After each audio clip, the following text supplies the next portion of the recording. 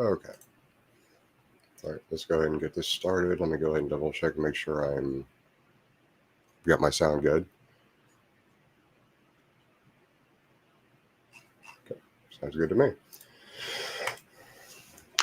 How are we doing, folks? I think we're starting back on chapter 21 here in a little bit. I wanted to do a couple of updates first. I've been messing around with paracord bracelets again, just out of boredom. This is one I did last night. Like I said, I was bored. You guys might like it though, considering that's the buckle. So,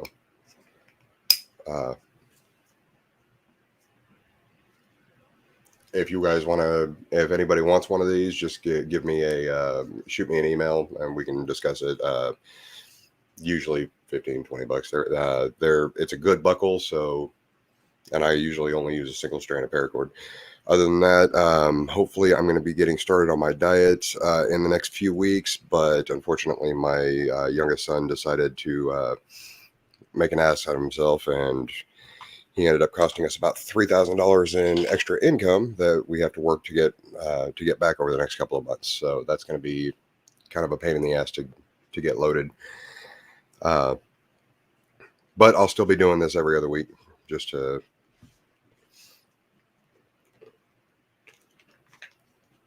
be able to actually get something out.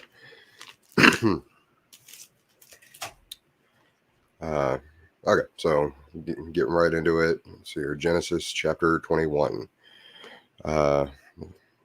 Context on this is Sarah bears Isaac. He is circumcised. Hagar and her son are cast out of Abraham's household.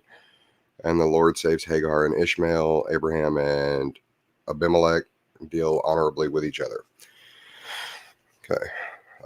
And the Lord visited Sarah, and he had said that the Lord did unto Sarah as he had spoken. For Sarah conceived and bare Abraham a son in his old age, at the set time of which God had spoken to him.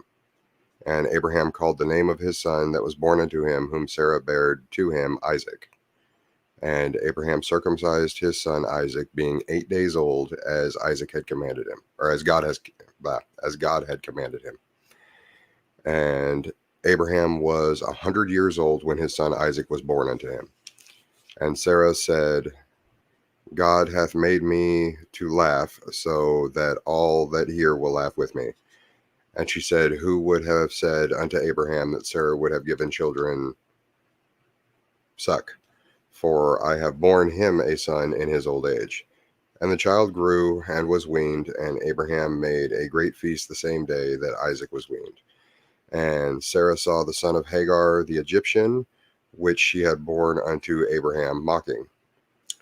Wherefore she said unto Abraham, cast out this bondwoman and her son, for the son of this bondwoman shall not be heir with my son, even with Isaac. And the thing was very grievous in Abraham's sight because of his son. And God said unto Abraham, let it not be grievous in thy sight because of the lad, and because of thy bondwoman. In all that Sarah hath said unto thee, hearken unto her voice, for in Isaac shall thy seed be called. And also of the son of the bondwoman will I make a nation, because he is thy seed. And Abraham rose up early in the morning and took bread and a bottle of water and gave it unto Hagar, putting it on her shoulder and the child, and sent her away. And she departed and wandered into the wilderness of Beersheba. And the water was spent in the bottle, and she cast the child under one of the shrubs. And she went and set her down over against him a good way off, as it were a bow shot, for she said, let me not see the death of the child. And she set over against him, and lifted up her voice and wept. And God heard the voice of the lad, and the angel of God called to Hagar out of heaven, and said unto her, what aileth thee, Hagar? Fear not, for God hath heard the voice of the lad where he is. Arise, lift up the lad, and hold him in thine hand, for I will make him a great nation. And God opened her eyes, and she saw a well of water, and she went and filled the bottle with water, and gave the lad a drink. And God was with the lad, and he grew, and dwelt in the wilderness, and became an archer. And he dwelt in the wilderness of Paran, and his mother took with him a wife out of the land of Egypt. And it came to pass at that time that Abimelech and Pichol, the chief captain of his host, spake unto Abraham, saying, God is with thee in all that thou doest. Now therefore swear unto me here by God that thou wilt not deal falsely with me, nor with my son, nor with my son's son, but according to the kindness that I have done unto thee, thou shalt do unto me, and to the land wherein thou hast sojourned. And Abraham said, I will swear. And Abraham reproved Abimelech because of a well of water, which Abimelech's servants had violently taken away. And Abimelech said, I wot not who hath done this thing. Neither didst thou tell me, neither yet heard I of it, but today. And Abraham took sheep and oxen and gave them unto Abimelech, and both of them made a covenant. And Abraham set 7 ewe lambs of the flock by themselves. And Abimelech said unto Abraham, What mean these 7 ewe lambs which thou hast set by themselves? And he said, For these 7 ewe lambs shalt thou take of my hand, that they may be a witness unto me that I have digged this well. Wherefore he called that place Beersheba, because there they swear both of them. Thus they made a covenant at Beersheba. Then Abimelech rose up, and Pichel, the chief captain of his host, and they returned into the land of the Philistines. And Abraham planted a grove in Beersheba, and called there on the name of the Lord, the everlasting God. And Abraham sojourned in the Philistines' land many days.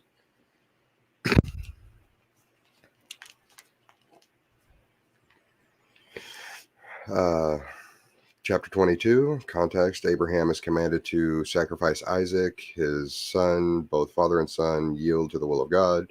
Abraham's seed will be as the stars, and the sand in number. In his seed all nations will be blessed. Rebekah is born to Bethuel.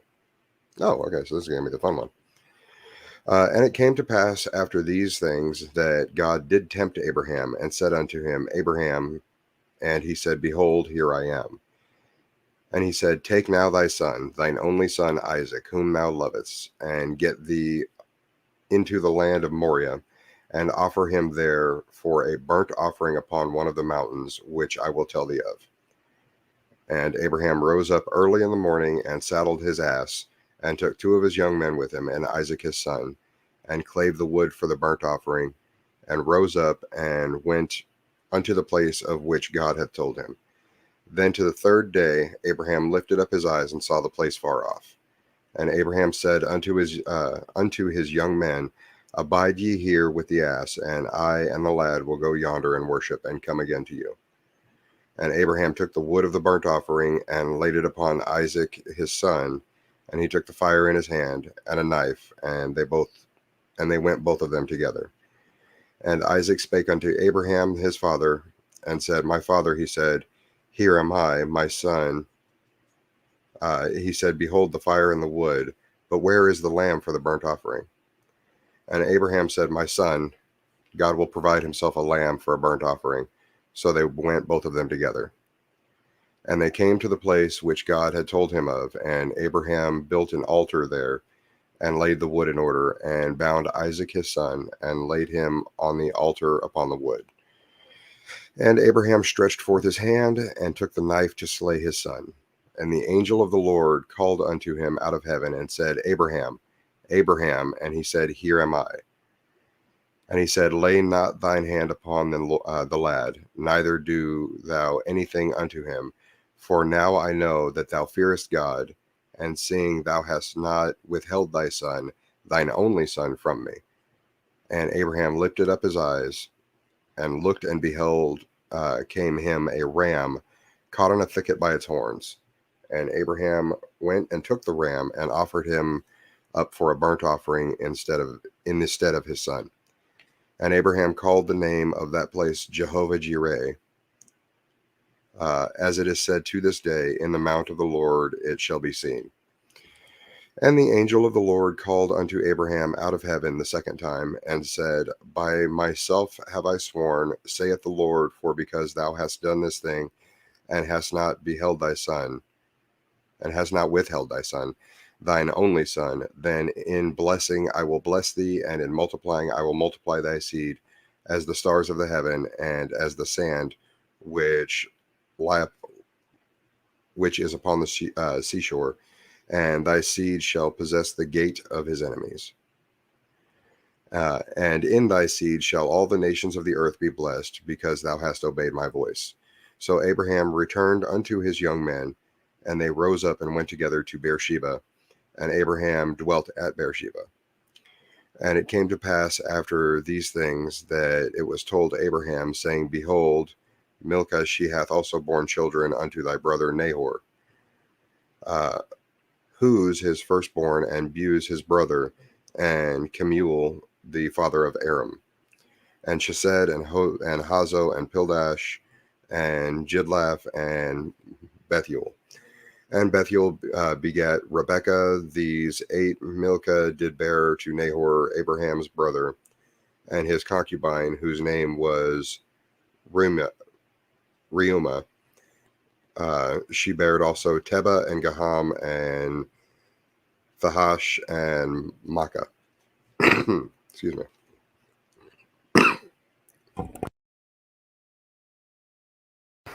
Sorry about that. Let's see here. This is the cleansing ritual. Okay. Chapter 23, Sarah dies and is burned in the cave of Machpelah, which Abraham buys from Ephron the Hittite. Okay, and Sarah was 107 and 20 years old. These were the years of the life of Sarah. And Sarah died in the Kirjath Arba, the same as Hebron, in the land of Canaan. And Abraham came to mourn for Sarah and to weep for her. And Abram stood up from before his dead and spake unto the sons of Heth, saying, I am a stranger and a sojourner with you. Give me a possession of a burying place with you, that I may bury my dead out of my sight. And the children of Heth answered Abraham, saying unto him, Hear us, my lord. Thou art a mighty prince among us, and in the choice of our sepulchres bury thy dead. None of us shall withhold from thee his sepulture, but that thou mayest bury thy dead.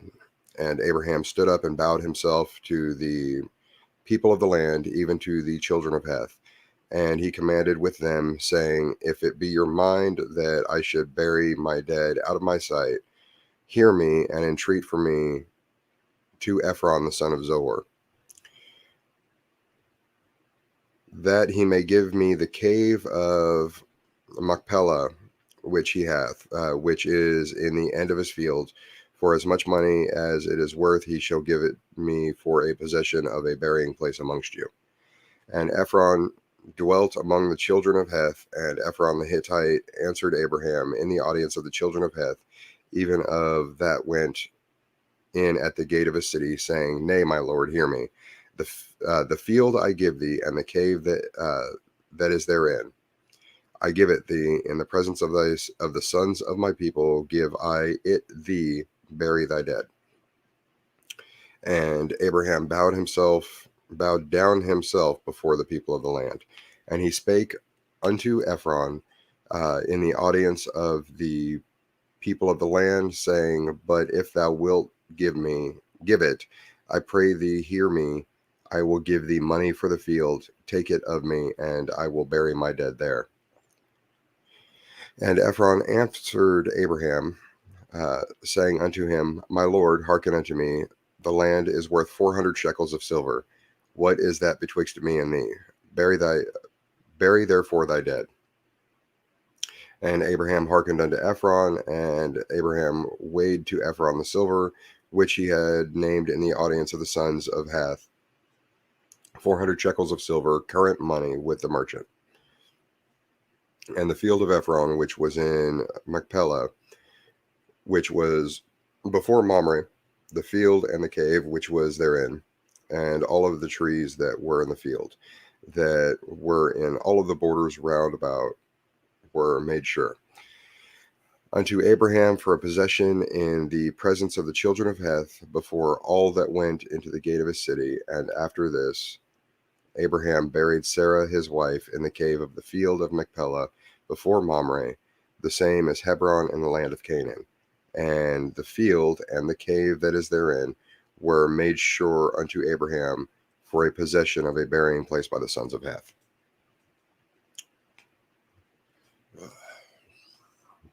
Okay, chapter 24. Abraham commands that Isaac shall not marry a Canaanite. The Lord guides Abraham's servants in choosing Rebekah as a wife for Isaac. Rebekah is blessed to be a mother of thousands of millions. Okay. and she marries Isaac.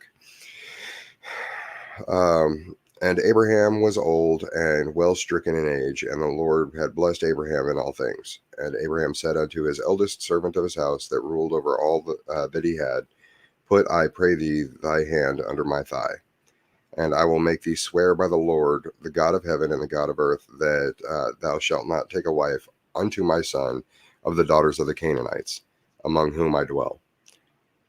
But thou shalt go unto my country and to my kindred, and take a wife unto my son Isaac. And the servant said unto him, Peradventure the woman will not be willing to follow me unto this land. Must I needs bring thy son again unto the land from whence thou comest? And Abraham said unto him, Beware thou that thing, bring not my son thither again. The Lord God of heaven, which took me from my father's house and from the land of my kindred, and which spake unto me, and that sware unto me, saying, Until thy seed will I give this land, he shall send his angel before thee, and thou shalt take a wife unto my son from thence. And if the woman will not be willing to follow thee, then thou shalt be clear from this my oath, only bring not my son thither again. And the servant put his hand under the thigh of Abraham his master, and sware to him concerning that matter. And the servant took 10 camels of the camels of his master, and departed. For all of the gods of his master were in his land, that he arose and went to Mesopotamia unto the city of Nahor. And he made his camels to kneel down without the city by a well of water at the time of the evening, even the time that women go out to draw water. And he said, O Lord God of my master Abraham, I pray thee, send me good speed this day, and show kindness unto my master Abraham. Behold, I stand here by the well of water, and the daughters of the men of the city come out to draw water. And let it come to pass that the damsel to whom I shall say, Let down thy pitcher, I pray thee, that I may drink, and she will say, Drink, and I will give thy camels drink also. Let the same be she that thou hast appointed for the servant Isaac, and thereby shall I know that thou hast showed kindness unto my master. And it came to pass, before he had done speaking, that behold, Rebekah came out, who was born to Bethuel, son of Milcah, the wife of Nahor, Abraham's brother, with her pitcher upon her shoulder. And the damsel was very fair to look upon, a virgin, neither had any man known her, and she went down to the well and filled up her pitcher and came up. And the servant ran to meet her and said, Let me, I pray thee, drink a little water of thy pitcher. And she said, Drink, my lord. And she hastened and let down her pitcher upon her hand, and she gave him drink. And when she had done giving him drink, she said, I will draw water for thy camels also, until they have done drinking. And she hastened and emptied her pitcher into the trough, and ran again unto the well to draw water, and drew it for all his camels. And the man wondering at her held his peace. And the man wondering at her held his peace, to wit, whether the Lord had made his journey prosperous or not. And it came to pass, as the camels had done drinking, that the man took a golden earring of 1/2 shekel weight, and 2 bracelets for her hands of 10 shekels weight of gold, and said, Whose daughter art thou? Tell me, I pray thee, is there room in thy father's house for us to lodge in? And she said unto him, I am the daughter of Bethuel, the son of Milcah, which she bare unto Nahor. She had moreover unto him, We have both straw and provender enough, and room to lodge in. And the man bowed down his head and worshipped the Lord. And he said, Blessed be the Lord God of my master Abraham, who hath not left destitute my master of his mercy and his truth. I being in the way, the Lord led me to the house of my master's brethren. And the damsel ran and told them of her mother's house of these things. And Rebekah had a brother, and his name was Laban. And Laban ran out unto the man unto the well. And it came to pass, when he saw the earring and bracelets upon his sister's hands, and when he heard the words of Rebekah his sister, saying, Thus spake the man unto me, that he came unto the man, and behold, he stood by the camels at the well. And he said, Come in, thou blessed of the Lord. Wherefore standest thou without? For I have prepared the house and room for the camels. And the man came into the house, and he ungirded his camels, and gave straw and provender for the camels, and water to wash his feet, and the men's feet that were with him. And there was set meat before him to eat, but he said, I will not eat until I have told mine errand. And he said, Speak on. And he said, I am Abraham's servant, and the Lord hath blessed my master greatly. And he has become great, and he hath given him flocks and herds and silver and gold, and men servants and maid servants and camels and asses. And Sarah, my master's wife, bare a son to my master when she was old, and unto him hath he given all that he had. And my master made me swear, saying, Thou shalt not take a wife to my son of the daughters of the Canaanites, in whose land I dwell, but thou shalt go unto my father's house and to my kindred, and take a wife unto my son. And I said unto my master, Peradventure the woman will not follow me. And he said unto me, The Lord, before whom I walk, will send his angel with thee, and prosper thy way. And thou shalt take a wife for my son of my kindred and of my father's house. Then thou shalt be clear from this and my oath, when thou comest to my kindred, and if they give not thee one, thou shalt be clear from my oath. And I came this day unto the well, and said, O Lord God of my master Abraham, if now dost thou do prosper my way which I go. Behold, I stand by the well of water, and it shall come to pass that when the virgin cometh forth to draw water, and I say to her, Give me, I pray thee, a little water of thy pitcher to drink. And she say to me, Both drink thou, and I will also draw for thy camels. Let the same be the woman whom the Lord hath appointed out for my master's son. And before I had done speaking in mine heart, behold, Rebekah came forth with her pitcher on her shoulder, and she went down unto the well and drew water. And I said unto her, Let me drink, I pray thee. And she made haste and let down her pitcher from her shoulder, and said, Drink, and I will give thy camels drink also. So I drank, and she made the camels drink also. And I asked her and said, Whose daughter art thou? And she said, The daughter of Bethuel, Nahor's son, whom Milcah bare unto him. And I put the earring upon her face and the bracelets upon her hands.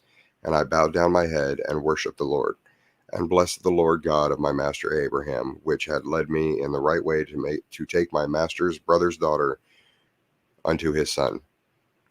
And now, if ye will deal kindly and truly with my master, tell me, and if not, tell me, that I may turn to the right hand or to the left. Then Laban and Bethuel answered and said, The thing proceedeth from the Lord. We cannot speak unto thee bad or good. Behold, Rebekah is before thee. Take her and go, and let her be thy master's son's wife, as the Lord hath spoken.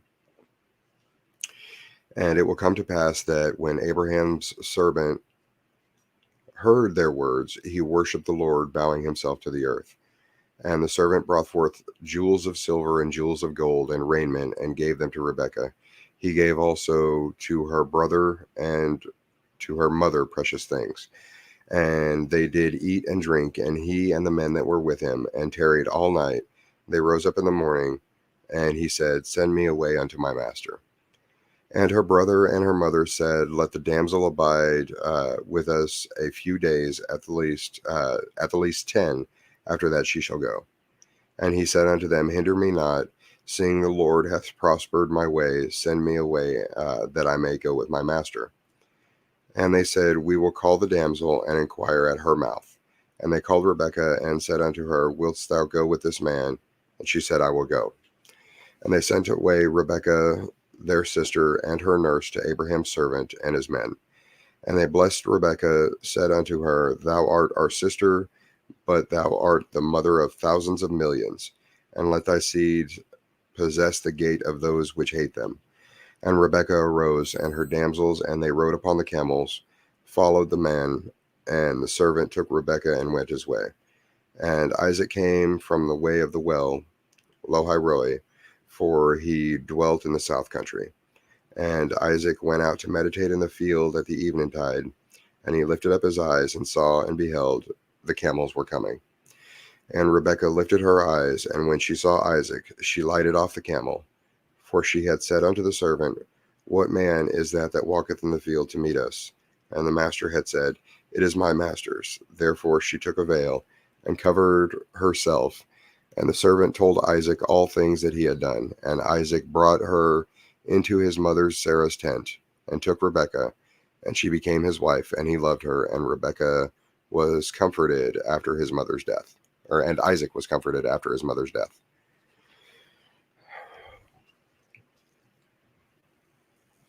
Let's see here. At this time, the Canaanites were cursed because their father Ham saw Noah naked.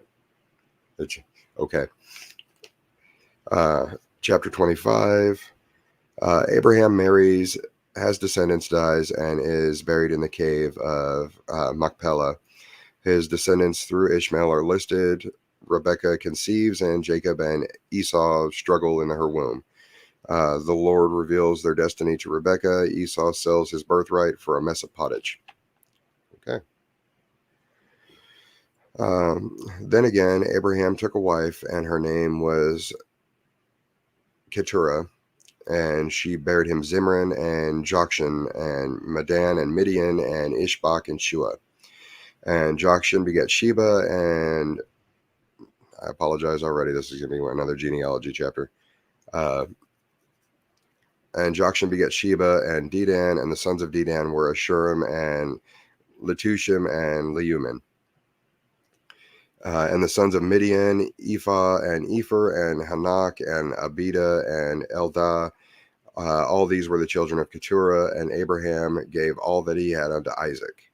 But unto the sons of the concubines which Abraham had, Abraham gave gifts and sent them away from Isaac his son, while he yet lived eastward unto the east country. And these are the days of the years of Abraham's life which he lived, 160 years.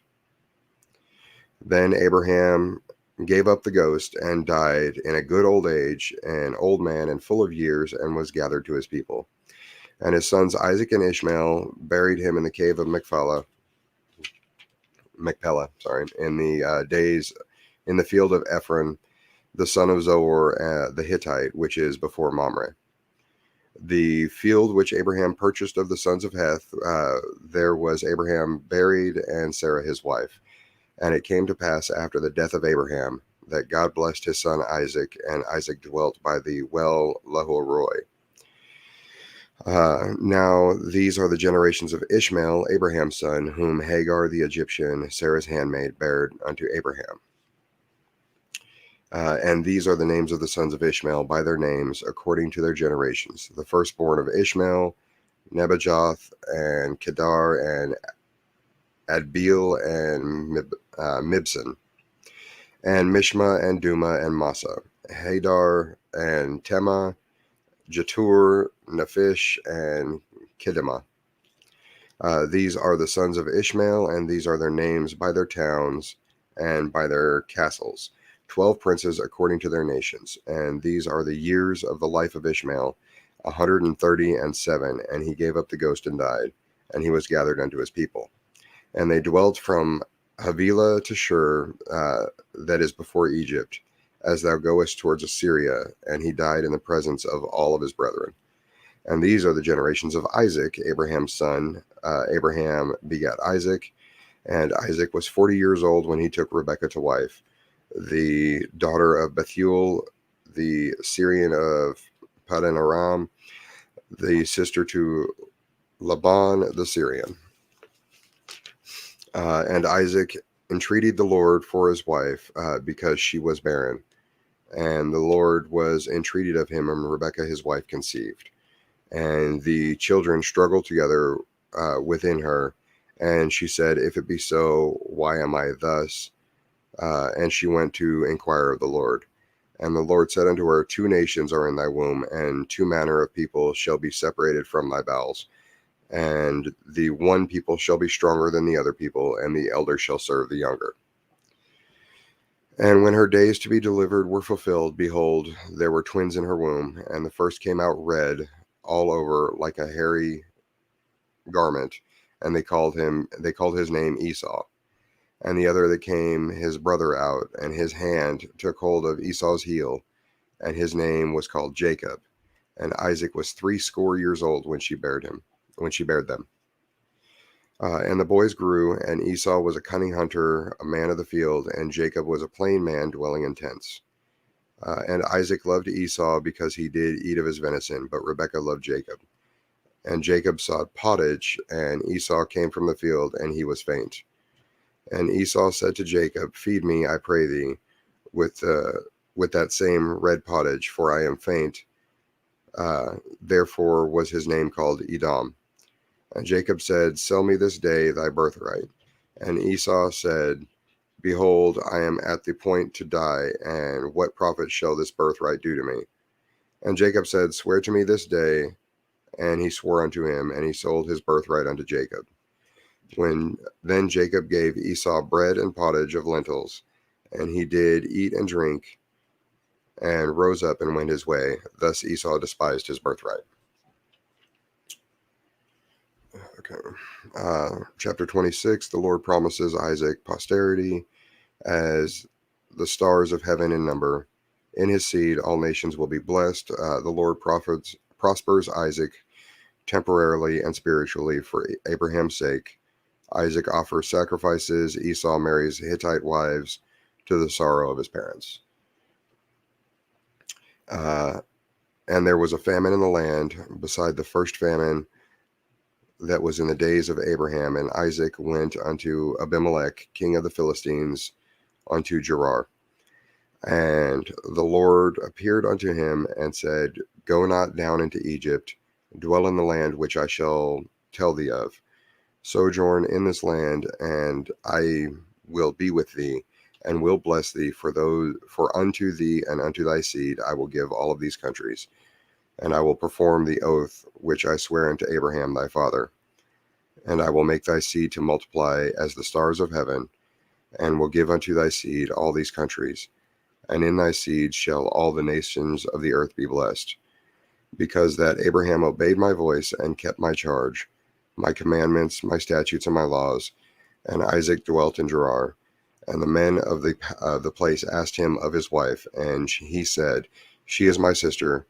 For he feared to say, She is my wife, lest, said he, the men of the place would kill me for Rebekah, because she was fair to look upon.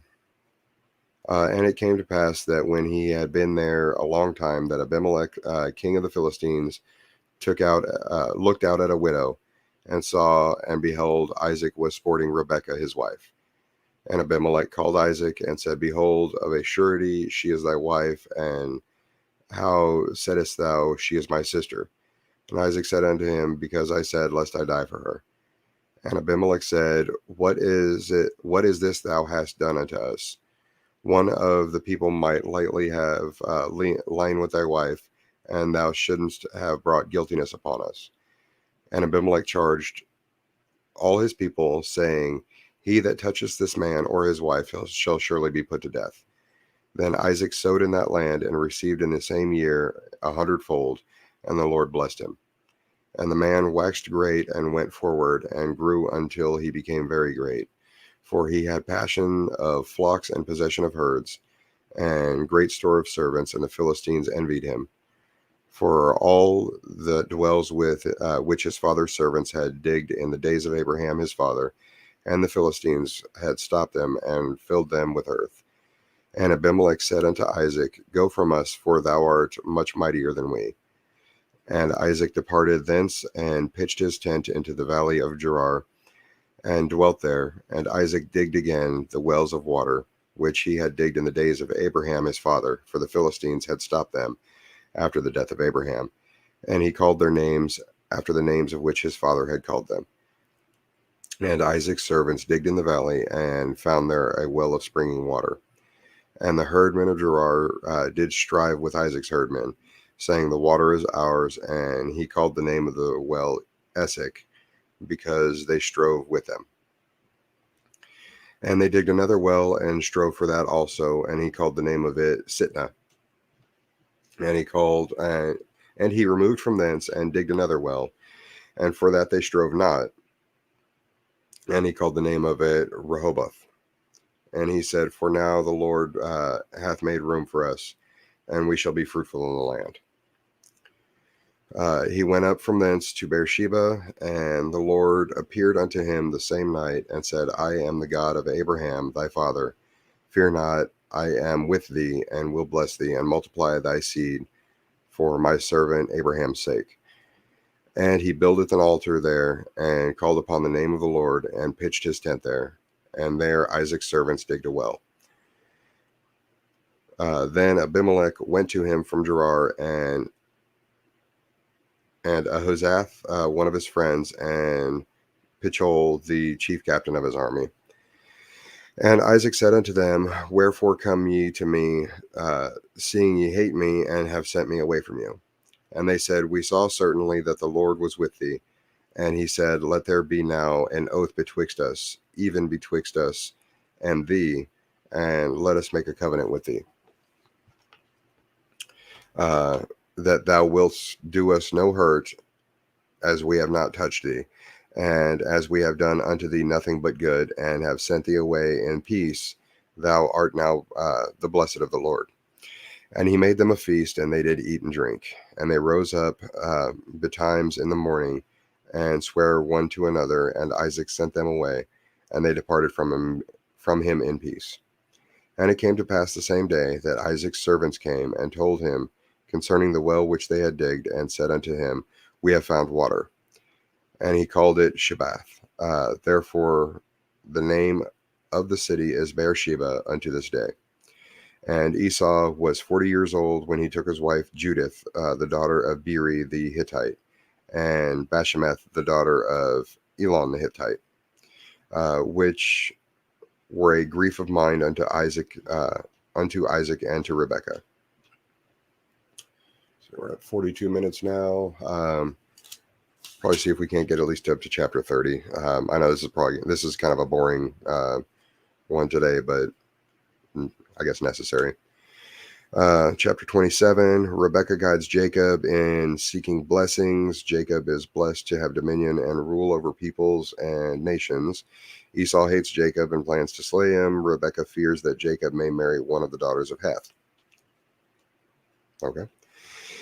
And it came to pass that when Isaac was old and his eyes were dim so that he could not see, he called Esau his eldest son and said unto him, My son. And he said unto him, Behold, here am I. And he said, Behold now, I am old. I know not the day of my death.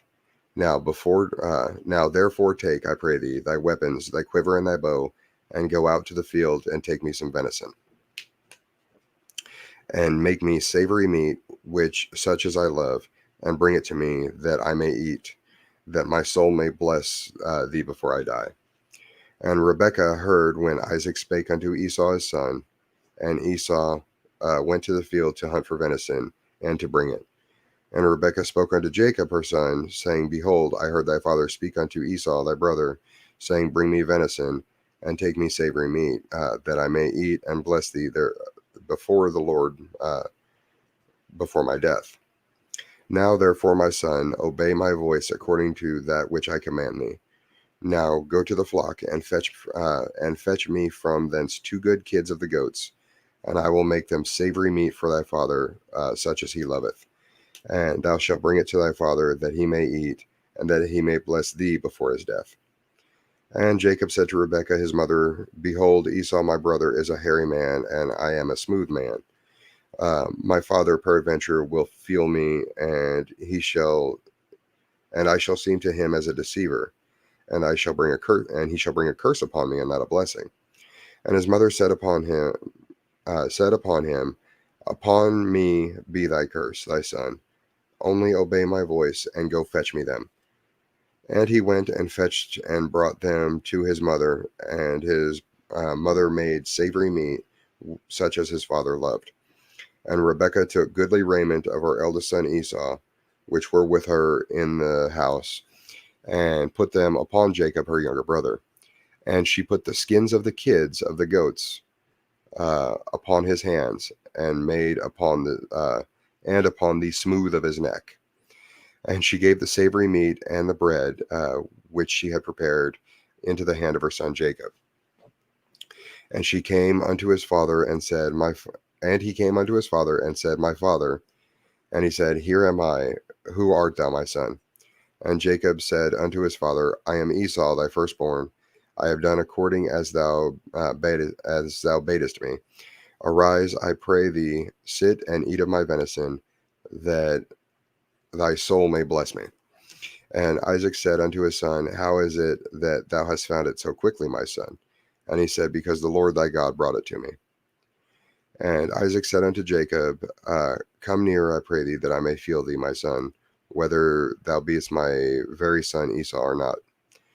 And Jacob went near unto unto Isaac his father, and he felt him, and said, The voice is Jacob's voice, but the hands are the hands of Esau. And he discerned him not, because his hands were hairy, and his brother Esau, as his brother Esau's hands. So he blessed him. And he said, Art thou my very son Esau? And he said, I am. And he said, Bring it near to me, and I will eat of my son's venison, that my son may bless thee, that my soul may bless thee. And he brought it near to him, and he did eat, and he brought him wine, and he drank. And his father Isaac said unto him, Come near and kiss me, my son. And he came near and kissed him, and he smelled the smell of his raiment, and blessed him, and said, I see the smell of my son is as the smell of the field which the Lord hath blessed. Therefore God give thee of the dew of heaven, and the fatness of the earth, and plenty of corn and wine. Let people serve thee, and nations bow down to thee. Be Lord over thy brethren, and let thy mother's son bow down to thee. Cursed be everyone that curseth thee, and blessed be he that blesseth thee. And it came to pass, as soon as Isaac had made an end of blessing Jacob, and Jacob was yet scarce gone out from the presence of Isaac his father, that Esau his brother came in from his hunting. And he also had made savory meat, and brought it to his father, and said unto his father, Let my father arise and eat of his son's venison, that thy soul may bless me. And Isaac his father said unto him, Who art thou? And he said, I am thy son, thy firstborn Esau. And Isaac trembled very exceedingly, and said, Where is he that hath taken venison and brought it me? And I have eaten all before thou camest, and have blessed him. Yea, and he shall be blessed. And when Esau heard the words of his father, he cried with a great and exceeding bitter cry, and said unto his father, Bless me, even me also, O my father. And he said, Thy brother came with subtlety, and hath taken away thy blessing. And he said, Is not he rightly named Jacob? For he hath supplanted me those 2 times. He took away my birthright, and behold, now he hath taken away my blessing. And he said, Hast thou not reserved a blessing for me? And Isaac answered and said unto Esau, Behold, I have made him thy lord, and all his brethren have I given to him for servants.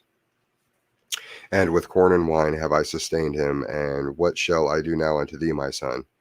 And Esau said unto his father, Hast thou but one blessing, my father? Bless me, even me, also, O my father. And Esau lifted up his voice and wept. And Isaac his father answered and said unto him, Behold, thy dwelling shall be the fatness of the earth, and of the dew of heaven from above. And by thy sword shalt thou live, and shalt serve thy brother. And it shall come to pass, when thou shalt have the dominion, that thou shalt break his yoke from off thy neck. And Esau hated Jacob because of the blessing wherewith his father blessed him. And Esau said in his heart, The days of mourning for my father are at hand. Then will I slay my brother Jacob. And these words Esau, her elder son, were told to Rebekah. And she sent and called Jacob her younger son, and said unto him, Behold, thy brother Esau, as touching thee, doth comfort himself, purposing to kill thee. Now, therefore, my son, obey my voice, and arise.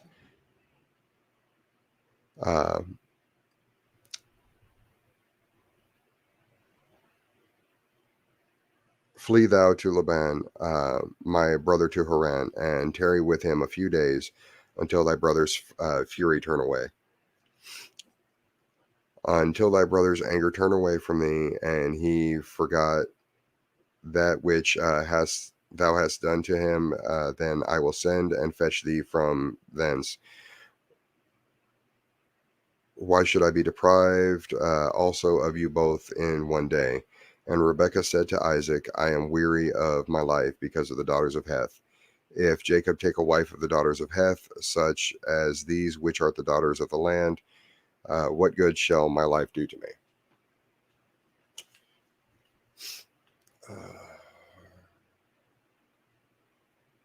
Beersheba means the well of the oath. Okay. Chapter 28, Isaac forbids Jacob to marry a Canaanite. He blesses Jacob and his seed with the blessings of Abraham. Esau marries a daughter of Ishmael. Jacob sees in vision a ladder reaching up into heaven. The Lord promises him seed as the dust of the earth in number. The Lord also promises Jacob that in him and in his seed all the families of the earth will be blessed. Jacob covenants to pay tithes. Okay. And Isaac called Jacob and blessed him and charged him and said unto him, Thou shalt not take a wife of the daughters of Canaan. Arise, go to Padan Aram, to the house of Bethuel, thy mother's father, and take thee a wife from thence of the daughters of Laban, thy mother's brother. And God Almighty bless thee, and make thee fruitful, and multiply thee, that thou mayest be a multitude of people. And give thee the blessings of Abraham to thee, and to thy seed with thee, that thou mayest inherit the land wherein thou art a stranger, which God gave unto Abraham. And Isaac sent away Jacob, and he went to Padan Aram unto Laban, son of Bethuel the Syrian, the brother of Rebekah, Jacob's and Esau's mother. When Esau saw that Isaac had blessed Jacob and sent him away to Padan Aram to take him a wife from thence, and that he blessed him, he gave him a charge, saying, Thou shalt not make a wife of the daughters of Canaan. And that Jacob obeyed his father and his mother, and had gone to Padan Aram. And Esau, seeing that the daughters of Canaan pleased not Isaac his father, then went Esau unto Ishmael, and took unto the wives which he had Mahaleth, the daughters of Ishmael, Abraham's son, and the sister of Nebajoth, to be his wife. And Jacob went out from Beersheba and went toward Haran. And he lighted upon a certain place and tarried there all night, because the sun was set. And he took of the stones of that place and put them for his pillows, and lay down in that place for sleep. And he dreamed, and behold, a ladder set upon the earth, and the top of it reached to heaven. And behold, the angels of God ascending and descending on it. And behold, the Lord stood above it, and said, I am the Lord God of Abraham thy father, and the God of Isaac. The land whereon thou liest, to thee will I give it, and to thy seed. And thy seed shall be as the dust of the earth, and thou shalt spread abroad to the west, and to the east, and to the north, and to the south. And in thee and in thy seed shall all the families of the earth be blessed. And behold, I am with thee, and will keep thee in all places whither thou goest, and will bring thee again into this land, for I will not leave thee until I have done that which I have not spoken to thee of. And Jacob awakened out of his sleep, and he said, Surely the Lord is in this place, and I knew it not. And he was afraid and said, How dreadful is this place? This is none other but the house of God, and this is the gate of heaven. And Jacob rose up early in the morning, and took the stone that he had put for his pillow, and set it up for a pillar, and poured oil upon the top of it.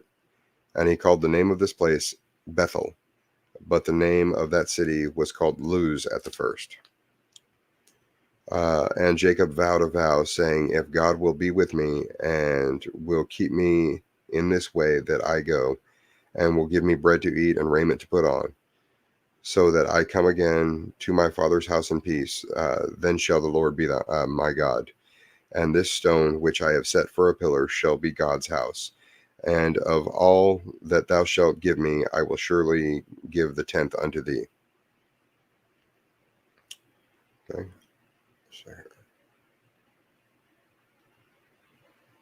Oh, got Nick James listening in too.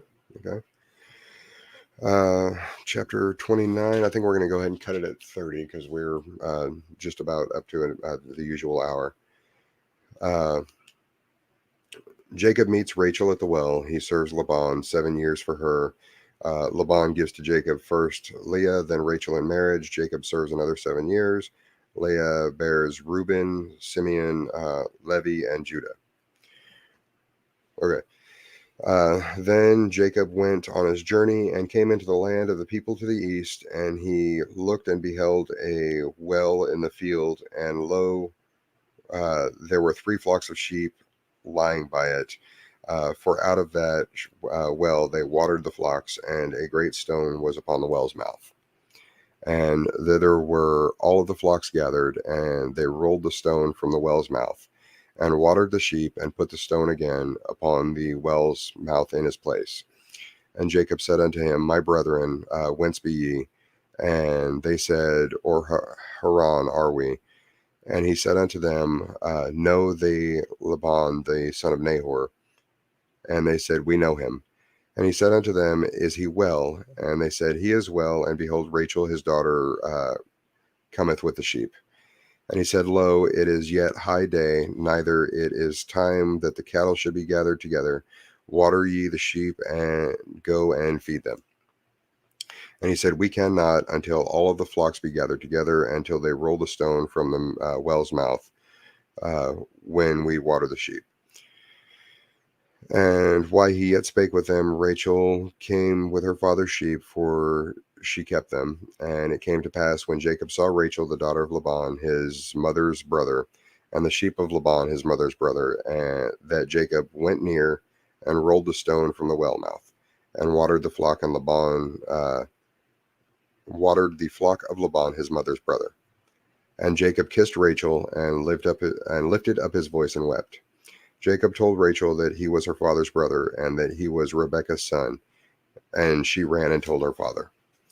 And it came to pass, when Laban heard the tidings of Jacob his sister's son, that he ran to meet him, and embraced him, and kissed him, and brought him to his house. And he told Laban all of these things. And Laban said to him, surely thou art my bone and flesh. And he abode with him the space of a month. And Laban said unto Jacob, because thou art my brother, shouldst thou therefore serve me for naught? Tell me, what shall thy wages be? And Laban had 2 daughters. The name of the elder was Leah, the name of the younger was Rachel. Leah was tender-eyed, but Rachel was beautiful and well favored. And Jacob loved Rachel, and said, I will serve thee 7 years for Rachel, thy younger daughter. And Laban said, it is better that I give her to thee, than that I should give her to another man. Abide with me. And Jacob served 7 years for Rachel, and they seemed unto him but a few days, for the love he had to her. And Jacob said unto Laban, give me my wife, for my days are fulfilled, and I may go in unto her. And Laban gathered together all of the men of the place, and made a feast. And it came to pass in the evening that he took Leah his daughter, and brought her to him, and he went in unto her. And Laban gave unto his daughter Leah Zilpah his maid for a handmaid. And it came to pass that in the morning, behold, it was Leah. And he said to Laban, what is this thou hast done to me? Did not I serve with thee for Rachel? Wherefore then thou hast beguiled me? And Laban said, it must not be so done in our country, to give the younger before the firstborn. Fulfill her week, and we will give thee this also for thy service, which thou shalt serve with me yet another 7 years. And Jacob did so, and fulfilled her week, and he gave him Rachel his daughter to wife also. And Laban gave to Rachel his daughter uh, Bilhah his handmaid to be her maid. And he went in also unto Rachel, and he loved also Rachel more than Leah, and served with him yet 7 other years. And when the Lord saw that Leah was hated, he opened her womb, but Rachel was barren.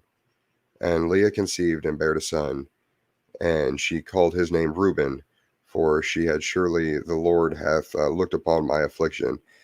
Now therefore my husband will love me. And she conceived again and bore a son, and said, because the Lord hath heard that I was hated, he hath therefore given me his son also. And she called his name Simeon. And she conceived again and bare a son, and said, now this time will my husband be joined unto me, because I have borne him 3 sons. Therefore was his name called Levi. And she conceived again and bare a son, and she said, now that I have praised be the Lord, therefore she called this one, his name Judah, and left bearing. Jesus. Okay. I think we're going to stop there. That's, a little over an hour. We will stop at, we'll be starting at chapter 30 next time. Let's see here. I'm going to go ahead and post the link.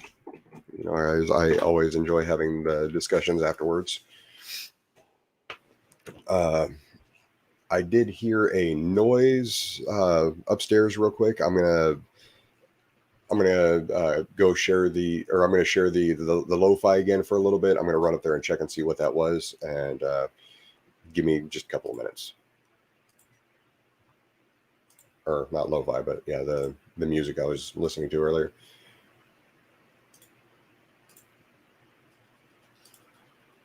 So, and I will be right back.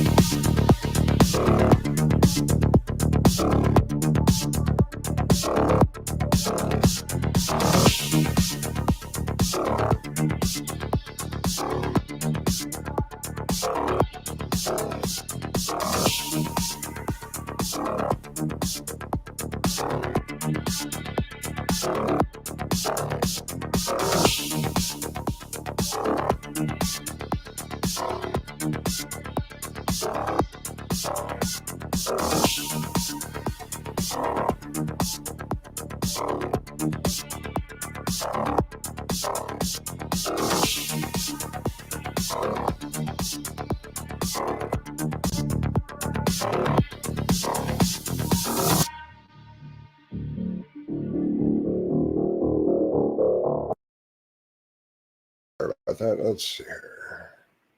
Get rid of that. Oh, and we have a Crimson in chat. Oh wow, Crimson has appeared. Yep. What's up, man? Oh, not a whole lot. Apparently the cats decided to knock something off the counter earlier, so that's what that loud bang was a little while ago. Yeah, I can't stay long. I just finished my stream, and I just was like, yeah, I might as well jump in while I can. Oh, man, we've got Phony Beetle Maniacs. How we doing, Gary? I do all right. How's everybody's weekend been? Been all right. Not doing too bad. Like I said at the very beginning, I have to deal with a certain little matter that my son decided to. Yeah. Yeah, children. They're wonderful, aren't they? Yep. Unfortunately, my roommate ended up losing out on a $3,000 paycheck because he decided to delete a folder in her computer. And yeah, that's just something that we're gonna have to deal with. That sucks. Yeah. You can always be like, G-Man is still a safe. No, that's all right. That's not something I do. Fuck. No. Yeah, I've like. Yeah, that's fucked up. And welcome to capitalism. Yeah. Where it fucks you over, and then tells you it's your fault. Oh yeah. But you know what? You know who can protect us? You know, our senators that, run away from people in bathrooms because their donor said no. I'm sorry, I shouldn't get into the politics this early. Yeah. So you're running through like the heavily incest part of the Bible. How's that working? Yeah. It was one of those things where it was like every now and then it would click, and it was like, ugh.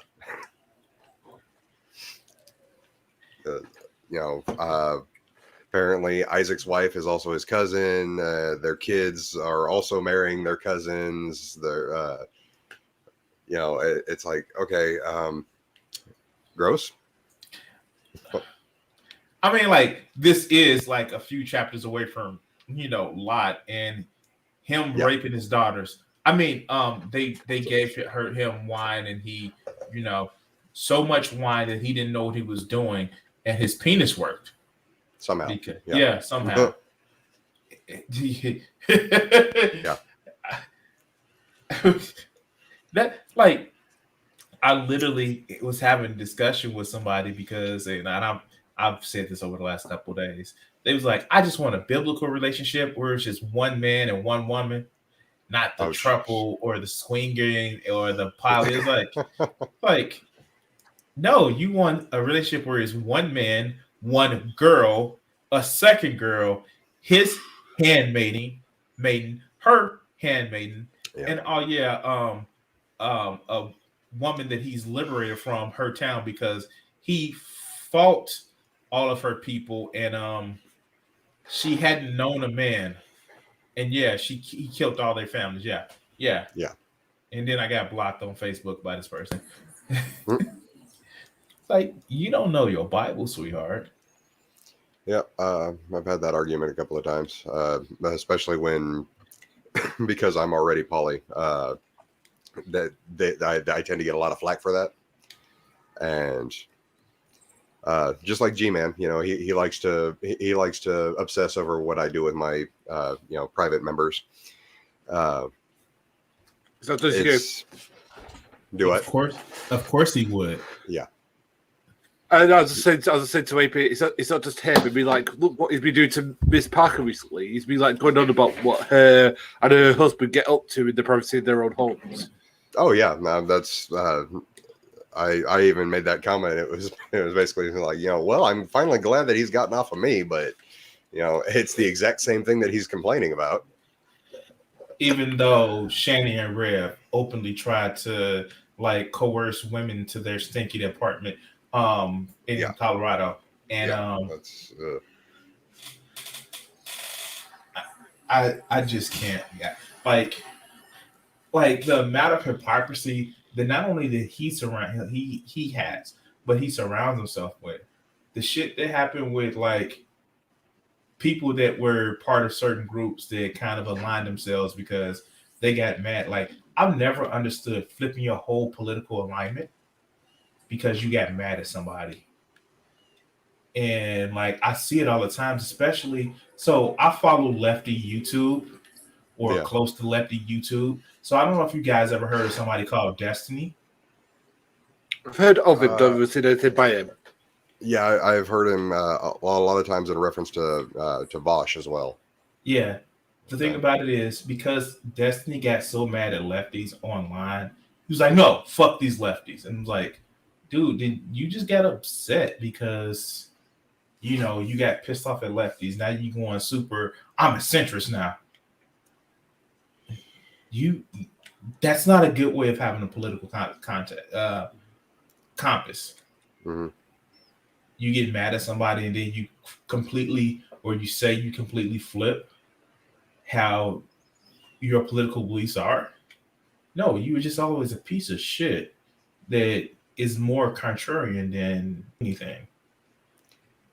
Yep. I mean, politically, I'm left of center. My roommate's right of center, and it seems like every time we have that argument, I get further left and he gets further right. So we've just decided it's not a good idea for us to talk politics because we're just gonna get into arguments. So I would say this: I'm pro freedom, and what does that mean? Means that I feel that you should have the freedom not to work 80 hours a week in order to make sure that you have a sustainable life. I'm pro freedom. I feel like it's free, that it's freedom to say that nobody should be able to use your body in order to stay alive without your consent. I'm pro freedom. So I take it you're pro-choice then. I'm being pro freedom. Yeah. I mean, so you're pro-choice then. Because this might cause a bit of an argument. I'm actually pro-life. So let me ask you a question, Gary. Let me ask you a question. Let me press it. What? This is my question. If you are in an accident with somebody and they found out y'all have the same blood type, and the only way for them to stay alive is to be hooked up to you for, like, say, 3 to 9 months, and you have to do it, isn't that limiting your freedom? To an extent, yeah. But the thing is, I still do it because again, that person gets to live. Because the thing is, let me make it clear. I'm pro-life in my leanings, but I'm pro-choice in my actuality. Because I reckon, sorry, the best way to combat abortion, if you really want a discussion about it, is better sex education, better access to sexual health things. So, like, for example, like sexual health clinics and stuff like that, making sure that they're affordable, make sure that protection is available and also low cost, and also make sure that the fostering and adoption agencies are very well funded. That would see the abortion rate like cut in half overnight because again you've put things in place that are going to prevent it. Actually, making laws is not good, and preventing it isn't going to prevent anything. It's just going to make people go to. Because I've read up about what people did back in the day when they would like not only use the wall hangers, which is discussed on its own, but would also use like different like medical concoctions, but they were actually made by pharmacists. They were made by some guy in the street who literally like had like bowls, and they would like make people like shit their lungs out and like do all sorts of like bodily damage to them. So I'd rather it was done by a medical professional, like a priest. Like a priest, with a concoction in a temple made from barley and the dust on the feet. I'm sorry. Go ahead. You're talking about the bitter water. Yeah. As I said. But the thing is that I said, just because I'm pro-life doesn't mean that I wouldn't put it into law because that's my opinion. Again, okay, so the thing is that from the sounds. Sorry, I just need to. So from the sounds of it, you're against abortion as a form of birth control. No, I'm against it in the form of unless it's for three things. One, it's a property of rape or incest, which I think most people do get. Okay. 2, it's going to cause the mother to have medical immunity, so like die or. Okay, so health of the mother. Or 3, let's say for example, it.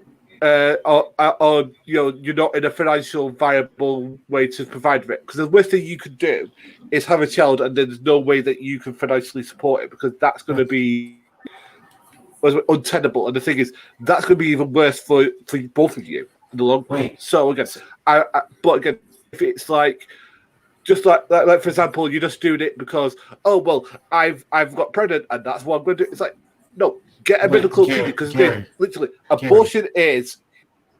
But here, you're actually playing into the straw man. Every list that you just gave before that was the reason why people have abortions.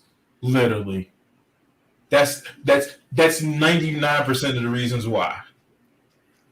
I was about to say, it actually does sound like you're pro-choice. It's the majority of the reasons that you were giving.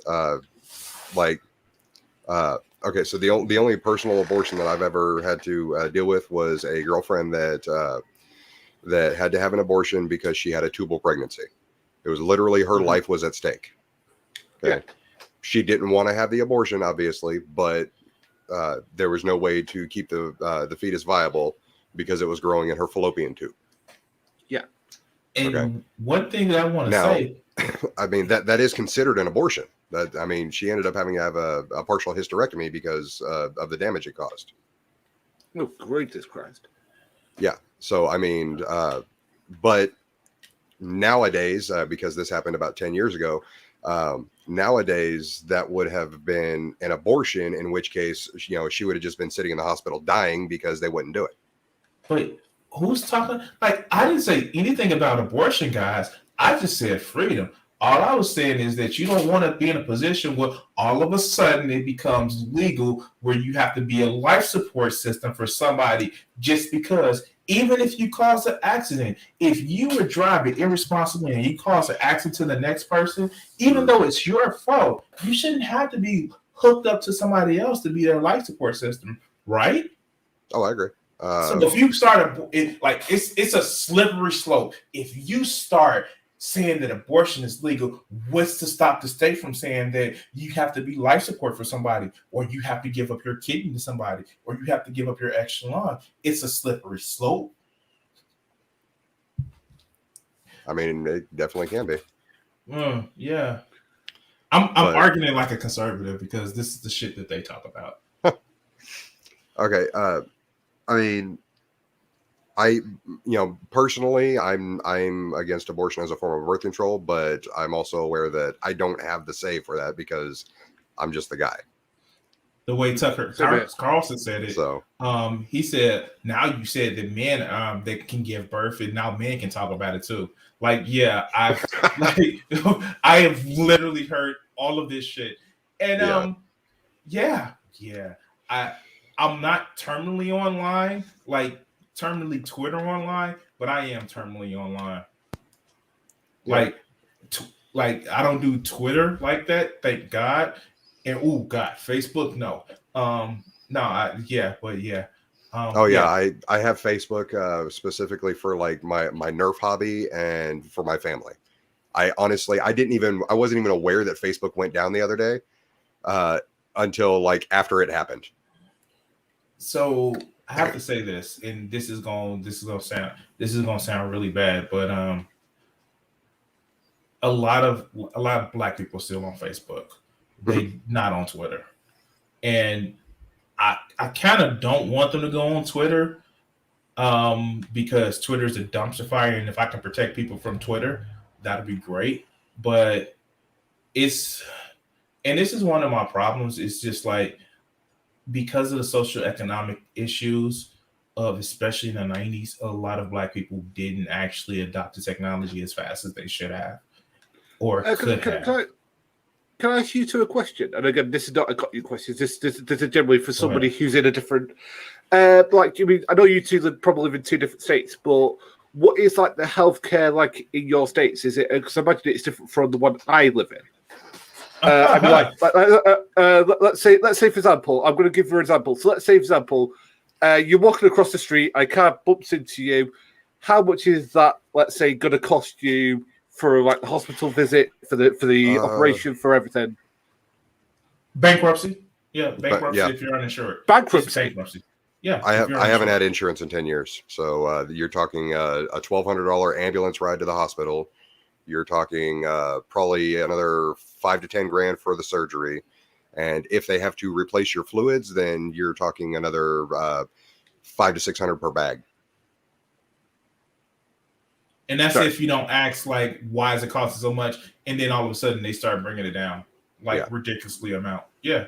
I know medical bankruptcy isn't a thing in other countries, but it is. And, you know, if we had that socialized medicine, we'll have things like death panels, even though insurance companies literally have a panel to see if you would cost them more money than would actually. But Yeah. those are okay death penalties because they're corporations instead of the government. Yeah. I mean, because I was going to say, like, because I mean, I live in the UK, and so for it's all that stuff you've just said is free. Well, we pay for it in taxes, but it's free. Yeah. And to let's say get meds, if it's let's say something that you've got, like it's a chronic condition. So let's say, for example, you're diabetic, or if you're like it's a cancer treatment or anything like that, it's free. That whole treatment free. But if it's like something that isn't that, it's about what, 10 quid? 10 quid per thing. I was like, I mean, people will tell me how much like pharmacy is there. It's like $20 for like a thing. I'm like thinking, what? There's no regulation for this shit. I tell you 2 points with that. So the first, one, like a couple of powerful senators mentioned cinema. They actually benefit, or their family benefits from the pharmaceutical drug companies. No wonder why they want to pass the current reconciliation bill. And two, what's the best way of saying it? Fuck. I just had it and I lost it. When it comes to American healthcare, it's just fucked. And they literally raised the price of EpiPens from about like what, $20 to $600 for two. And then it's like, oh no, we can give you a deal of $300. Yeah. Actually, a perfect example, you brought up diabetes. I actually have an aunt that is a type 2 diabetic that needs insulin. She actually supplements, because she's on Social Security, she actually supplements the allotted insulin that they give her a month with bovine insulin from the farm and ranch store. And that's why the joke of the horse paste comes along, because certain prescriptions, people don't trust their doctors because they don't have a relationship with doctors. And so they don't really trust doctors. And two, the cattle shit is literally, the cattle medicines is literally the cheapest thing. And this is the point I was going to say. It's so bad that idiot ass Candace Owens made a point. She was trying to own people about the vaccinations. She's like, if the vaccinations are so good that they're free, why doesn't the government give out free medication of heart medications and insulin? And she took down a tweet after people pointed out that they should. Even conservatives was like, wait a minute, you're right. If it's something that's life-saving that is needed, why isn't the government mandating these companies to give it out for free? Yeah, it's that's definitely a problem, especially when the conservatives point it out and that blows up in their face.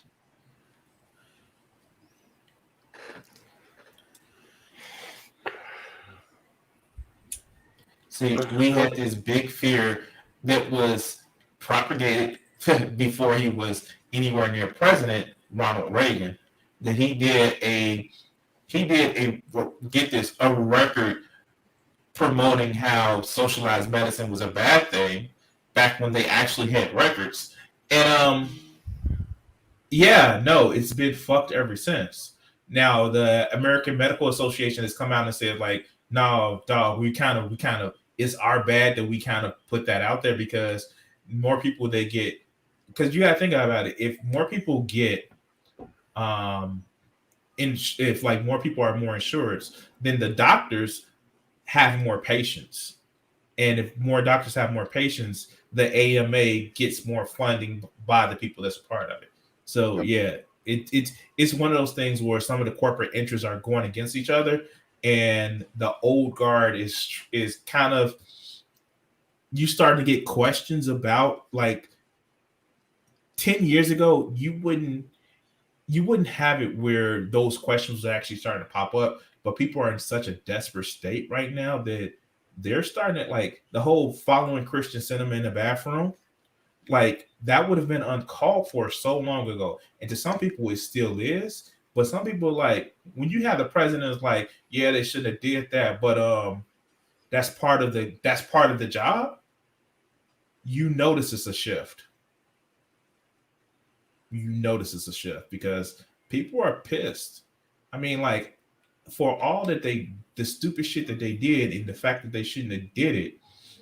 And I don't condone the shit that they did, but January 6th was a reaction to people feeling like losing their hey, us black people who have been there for a while. Either get over it and help us out, or stop complaining about it. So, yeah. I'm sorry, my fault. Oh, no worries.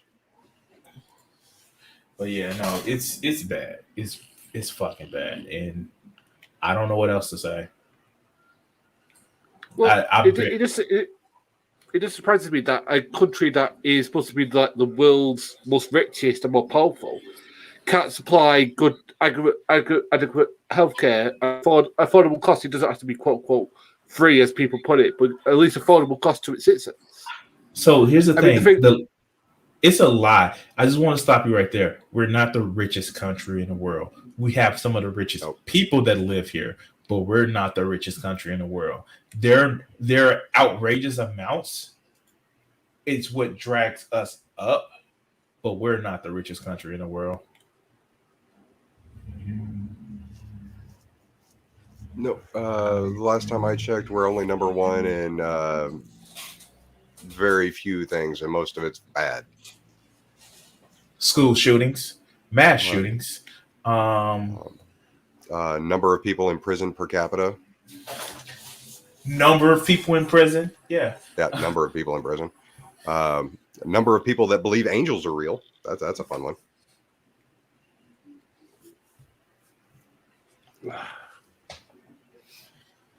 Yeah. No, the United States is definitely not that we're definitely not number one like everyone thinks we are. But yeah, anyways, this particular set of passages, like we said, that's definitely more the incestuous section of the book. See, I would respectfully disagree because again, cousin doesn't necessarily mean like direct cousin. It could mean like instead of second or third or even fourth cousin. It could just be like removed. It just means relative of the tribe. No. Yeah, but I mean, they went into great detail to say, you know, wife's son or wife's daughter or whatever. Because the thing is that, like Isaac, that would have been, you know, father's wife's daughter. Mm-hmm. I mean, I don't see how there's a translation error there, where not only does it say it multiple times, that it's still. And I do understand though, back then cousin wasn't really like a direct thing, but I mean it's brother or sister. It's slightly better than it's slightly better than Lot or even Abraham.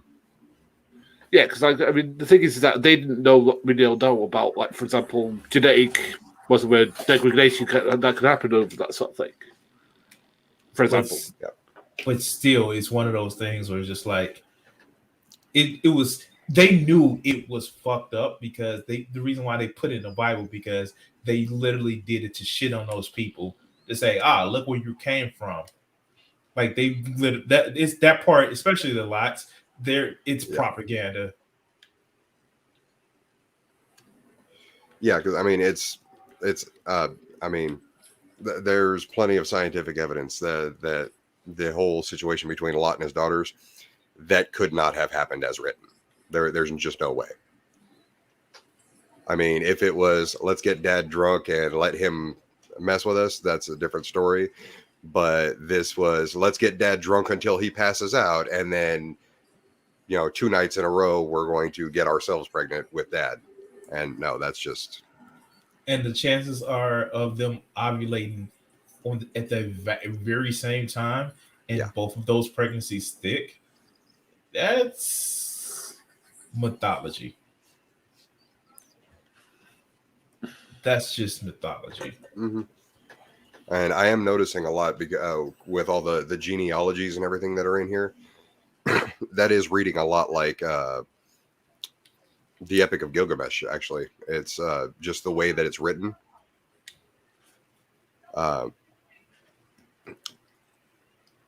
Just the whole, beget, they were this old and everything like that. It's reading a lot like towards the end of the Epic of Gilgamesh when he was talking to Utnapishtim, the immortal that survived the flood. Just the way that he was talking about, like the way the gods were, the way the gods warned him about the flood, the one god that warned him about the flood. It's just, I'm noticing a lot of the same kind of syntax. It's almost as if it was plagiarized. Oh wait, It isn't plagiarized. It's I can't go into it. It's syncretism. so here's the thing. situation. Here's the thing, and I will say this. We don't know it's plagiarized. It was a story that was known in the ancient world right around the time that the Hebrew Bible was being taught orally. We don't know it was plagiarized. Yeah. Because plagiarism didn't exist in the form that we know now. But I have actually heard a Christian defend and says, like, well, maybe they were telling the story before the Bible was written down, and then they knew the truth, and the Bible came back and corrected the truth. No. This is a Christian who said this. This is somebody who actually hates Christianity who said this. This is a guy that I've quoted before. Something that I always say, read it if you ever think of quote unquote plagiarism happens between religions. It doesn't. Maybe certain, like for example, concepts might, for example, or maybe like certain just maybe passages. Because people will use certain words because, like for example, if I was to say, I'm trying to think of something, a rose by anybody who smells as sweet, I'm quoting Shakespeare. I know again, I'm not quoting the entire thing, but I'm quoting a little bit of it, a famous part of it, and that's the whole point that he. Jonathan Z. Smith points out in his book, and I'd recommend his book. He hates Christianity. Does something else.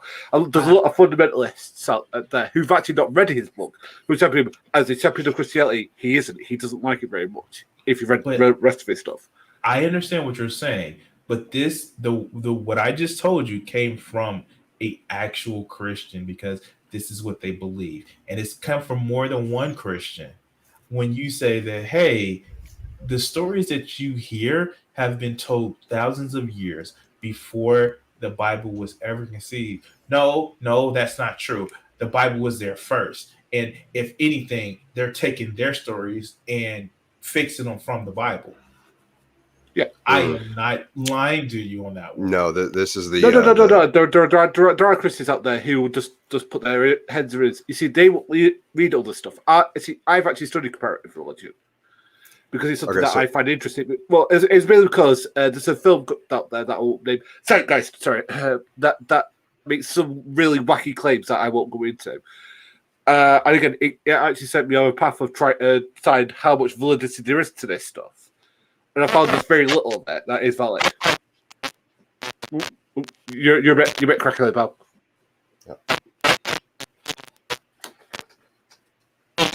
Yeah, Crimson, you're kind of crackly right now. Yeah. Hold on, let me see something. Yep. It might be something where you sound kind of pulse. Yeah, this kind of goes back into the, who came first, Samson or Hercules, not realizing that both of them are a copy of Gilgamesh. Yeah. Is this better? Yeah, much better. But the whole point about Samson is that he's supposed to be the Nazarite. He's supposed to be a Nazarite. He's not the Nazarite. He's supposed to be a Nazarite. But he was also, he was the Christian strong man that, that fought a lion and had his trials and everything like that. And there's a lot of argument as to whether, Samson and Hercules are, which one came first, because they're essentially contemporaries of each other. Mm-hmm. Not realizing that they're both based off of Gilgamesh, who was, 3/4 god, had super strength, essentially, fought lions, had his trials, sought immortality, and failed.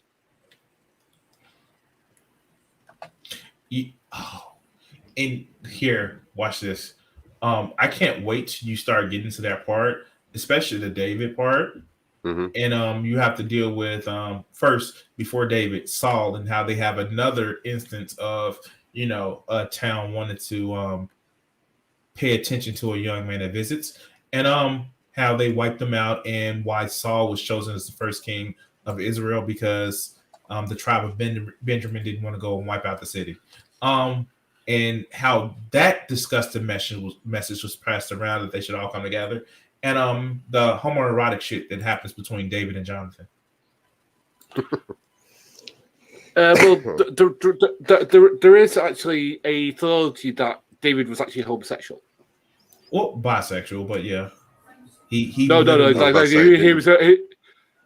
He had about 14 wives because everybody did, but apparently, he preferred male company over female company. Apparently, that's the theology that's out there. That he was a king and stuff like that. That he, and again, that he was actually one of the people that actually instituted gay male prostitutes in temple theology. Oh, That's the something temple that you didn't have. prostitutes. Yeah. Oh yeah, he apparently is the guy who did that because apparently that's what he liked. He liked a bit of male company when he was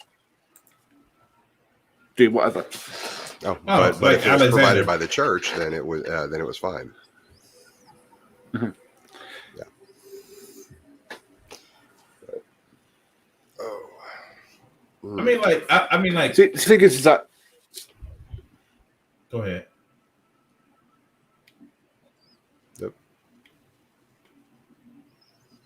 no, you started. Go on, man.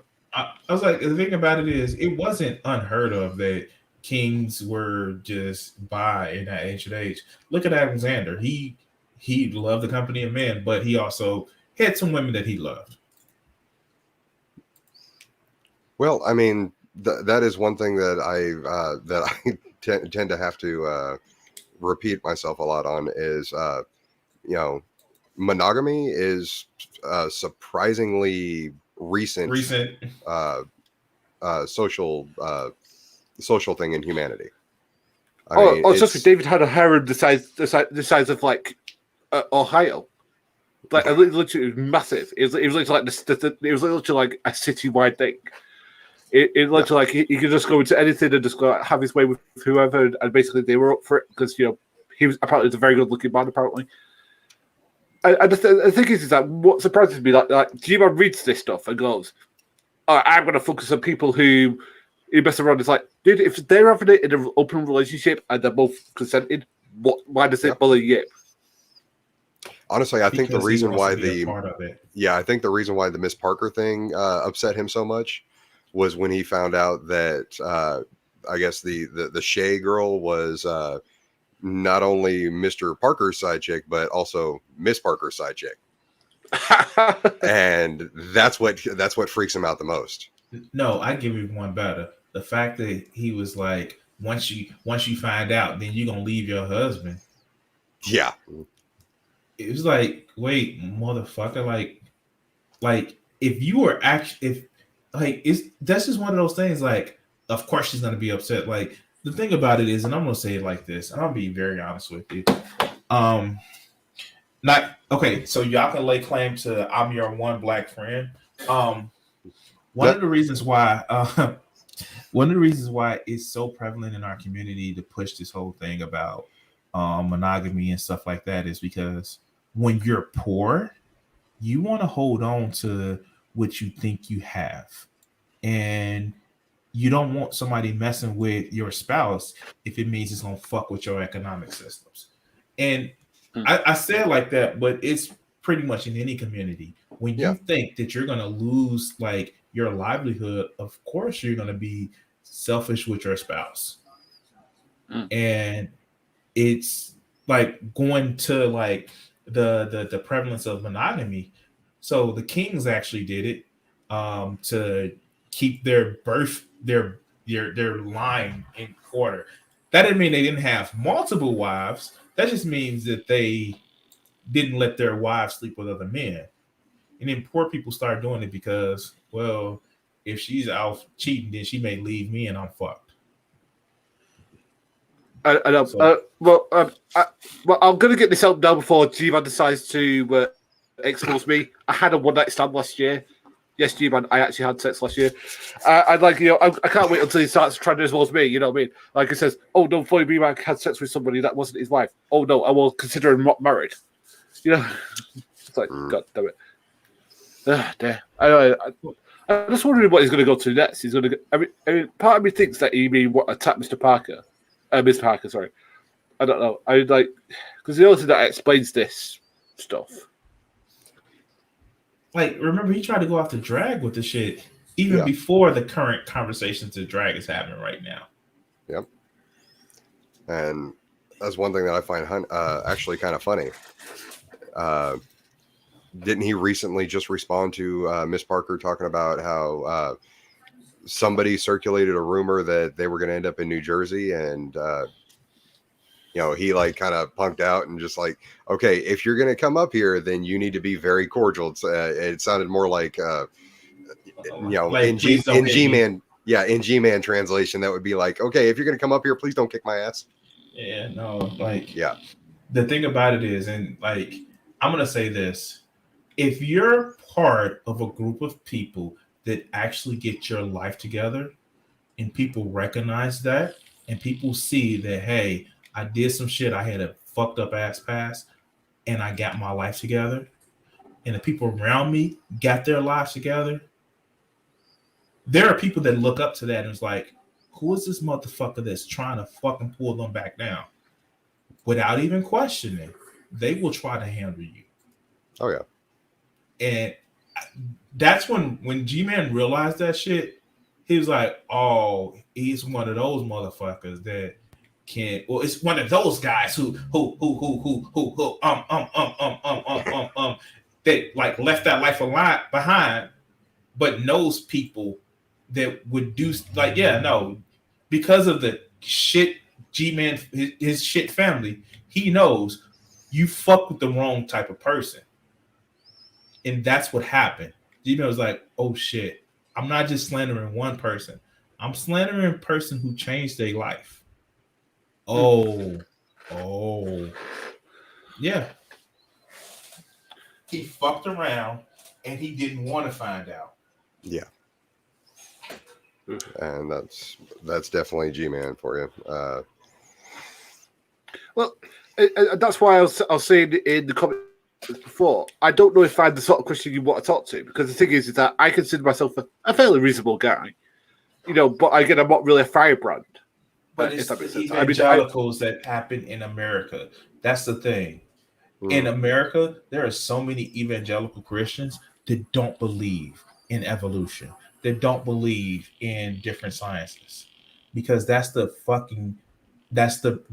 bread that they've actually the breed of Christianity that actually happened, especially after the 1950s. Oh yeah. Like it's this channel called Second Thought that explained like this hyper evangelicalism is just really about 60 to 70 years old. Well, yeah, it came out with the. I'm sorry, again, not to talk about your past, but was it in relation to the Soviet state, the rise of the Soviet state, and Stalinism, Yeah, the Red Scare. communism, and Yeah, that was part of it. because you guys didn't have In God You Trust until what, like 63, 53, 63? I think I think it's 53. but is it 53? Yeah, Yeah. didn't have In God You Trust, and that was put on there because you thought that like G-Man does, because again, he can't compartmentalize the difference between communism and atheism. There is a difference. He keeps on going, well, these red states were atheists. No, they were horrible totalitarian regimes that happened to be atheist. No, Again, no. that's Wait. The Soviet Union weren't atheists. Just No, like they China were isn't Eastern atheist. Orthodox. They were. Stalin was the head of the Eastern Orthodox Church. Hmm. They weren't atheists. And Mao, he was Buddhist. Even in China now, they actually have 4 approved state religions. Yeah, They're not atheists. well, they're not exactly pro-religion when they're out there killing people who are Muslim. Well, it's because Muslims Islam's not one of the approved state religions. That's the problem. Because they'd the be reason killing why us. is because- We Muslims, to be killing them. I mean, like putting them into concentration camps. Sounds like cool. But it's not even that it's not Muslims aren't their approved state religion. It's because they want to combat quote unquote terrorism. In other words, these people are more Middle Eastern looking part of China, and they basically want to ethnic cleanse them. And they use the religion as a tool to say, but it's just one of those things where they just want to do some ethnic cleansing, Yeah, it's a scapegoat. And yeah, but the thing is with G-Man is that he'll choose somebody. I'm trying to think of something. He'll choose like Richard Dawkins or Sam Harris or something like that, and he'll be a representative for all atheists. That I know for a fact. Excuse me. That a lot of atheists think those guys aren't exactly the most best people in the entire universe. Oh yeah. I know for a fact that what people would agree with me about Sam Harris that he's a racist piece of shit. And again, and a lot of atheists will agree with me when I say that he's a racist piece of shit. The same way that Pat Robertson is a racist piece of shit. He's a Christian, but he's a racist piece of shit. And again, like the thing is that the thing is with G-Man, he can't compartmentalize. It's like if you're racist, you have to agree with this. It's like he'll just like show some guy or girl who has a disgusting opinion next. He goes, "Well, Dillahunty." It's also like. And again, I have pointed out to him many times that not every atheist agrees with what Mel Dillahunty says or does. Actually, a lot of them disagree with what he says and does because they think that he's too much. What's the word? He's too. It turns people off from the overall message. So see, that's one thing that I actually pointed out recently. Have you guys noticed that G-Man has stopped attacking Aaron Ra again? I don't know what that is.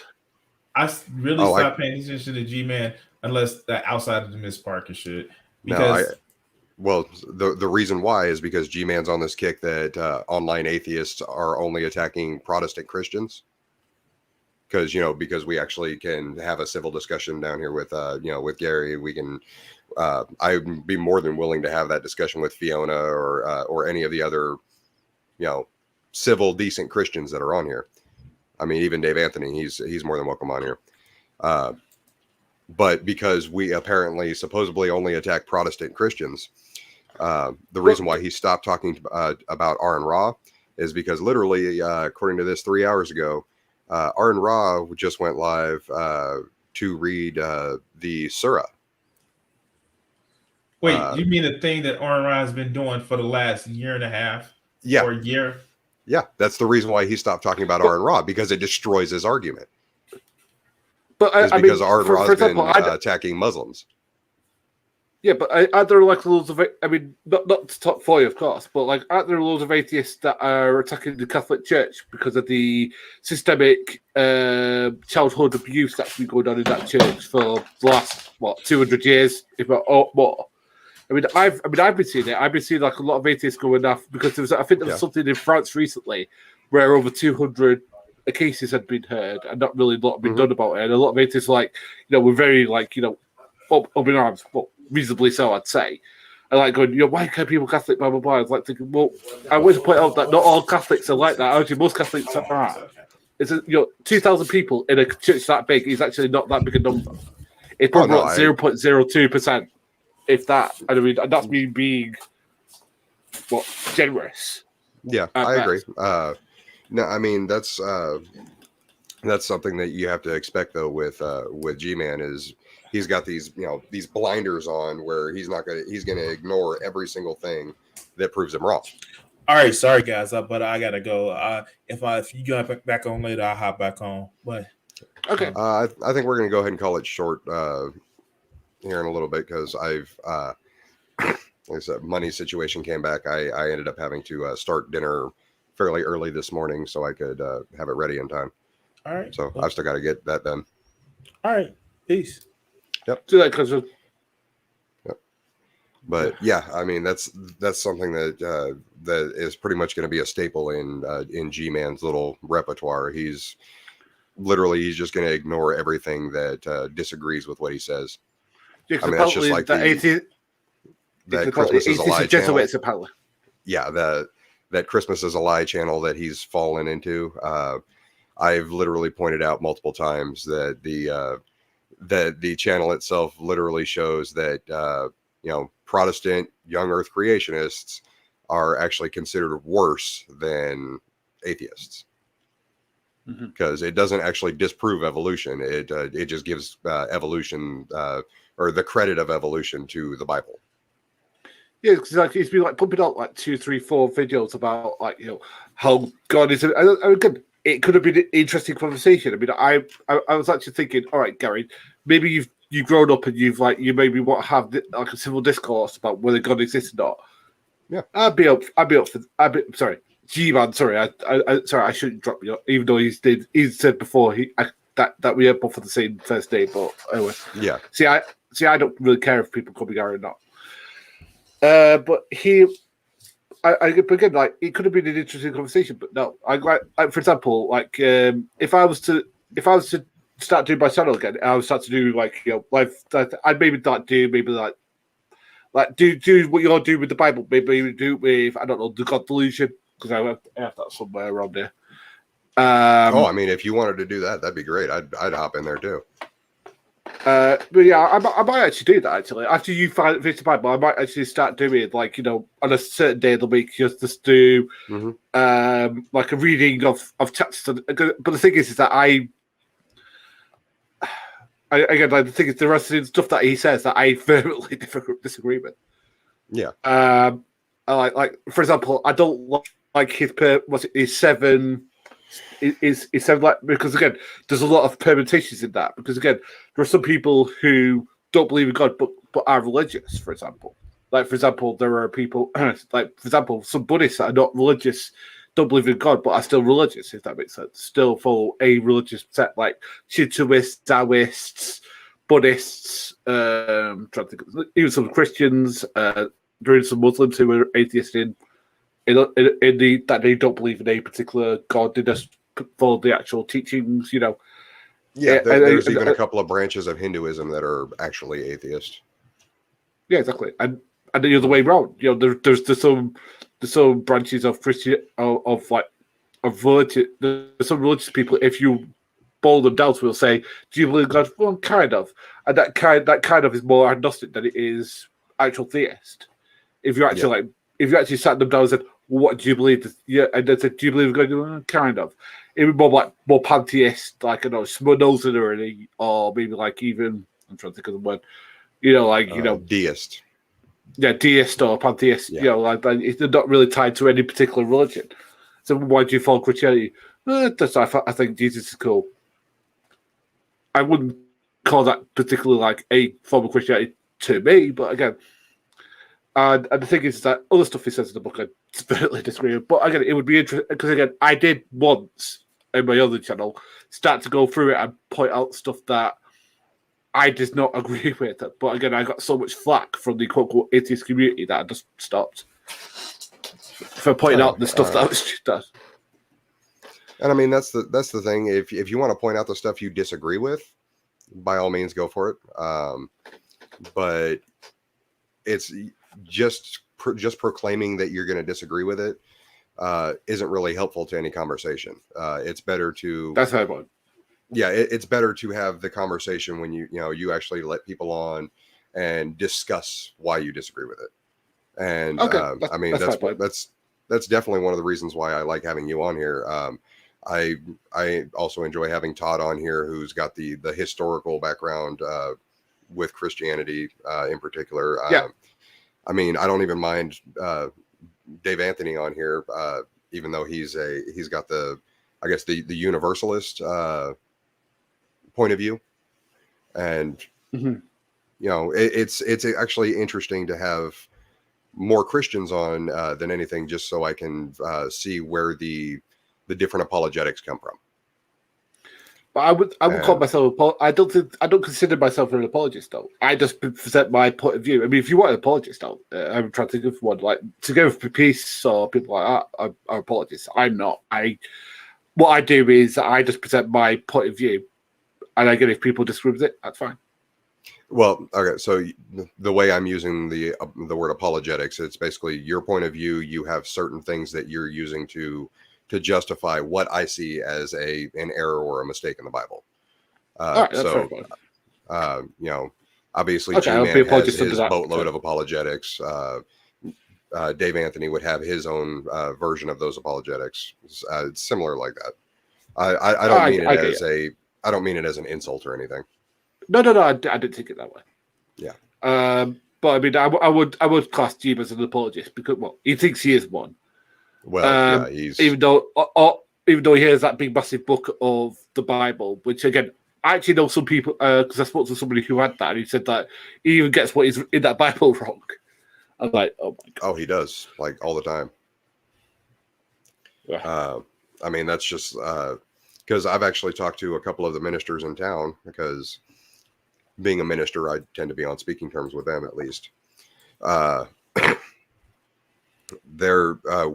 actually pointed out the whole Psalms 14:1 thing, and the vast majority of them agree that that use of fool doesn't work. It's the secondary definition of Nabal, which is evildoer. All right. Well, I mean, I'm going to say something now that's probably going to make maybe start an argument. But I go to Catholic Church. There's like one right near me, like up there, and like I've actually shown that, because again I've shown them what he says about the Catholic Church, and they say he's full of crap. I was like saying, well, this is what he says you believe. It's like, no, we don't believe that at all. I was like I even asked him. I asked him the other week what Jesuits believe. He told me, and he was like, so you don't believe there's no God? Who said that? This guy called G-Man. How old is he? Yeah. I went, about 46. I went, 46? I went, yeah. But he acts like he's 15. I went, really? I went, yeah. And that gives him some credit. I usually say about 10. Well, he's an adult who, I mean, he's older than I am. I mean, I'm... Yeah. He's a grown-ass man that acts like a child. Dear. Anyway. But so the passages we're talking about, I personally, again, the way I read them was about establishing the kingdom of Israel in or Palestine, whichever you want to call it, the 12 tribes in the place where it was. Now the thing is, usually people would go with their own tribes and breed within their own tribes because they know that you're going to get good stock, but also with people you can trust. Because again, if you can't trust your spouse or your wife or whoever, I think it's only been recently that we've expanded throughout those tribes. You know, we've expanded our chance to progress with each other. You know, it's somebody not necessarily related to, somebody that maybe we know from work or whatever. You know, and I think that's more understandable considering that what's going on. That the Canaanites at that time weren't very liked by the Jewish tribe because there'd been some infighting at that time. Yeah. Some like what Todd said earlier. At this point in time in the Bible, the Canaanites were cursed because their father Ham saw Noah naked. I'm assuming that's going to go all the way. I'm assuming that's going 200-year-old man naked. Oh, that must be not a good sight. Yeah.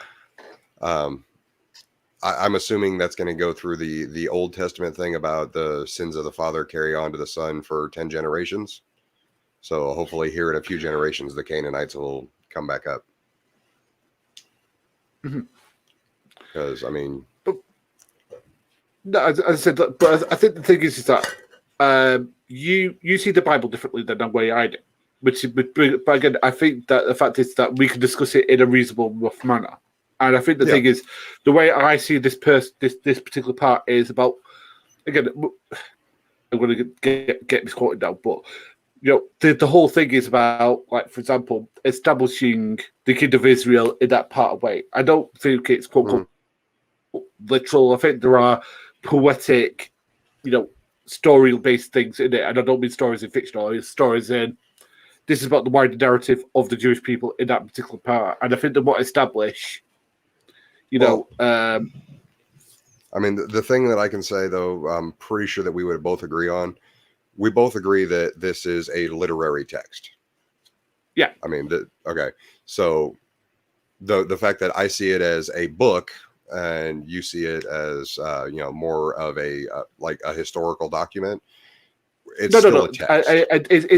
It's different. It depends which part of the Bible you're talking about.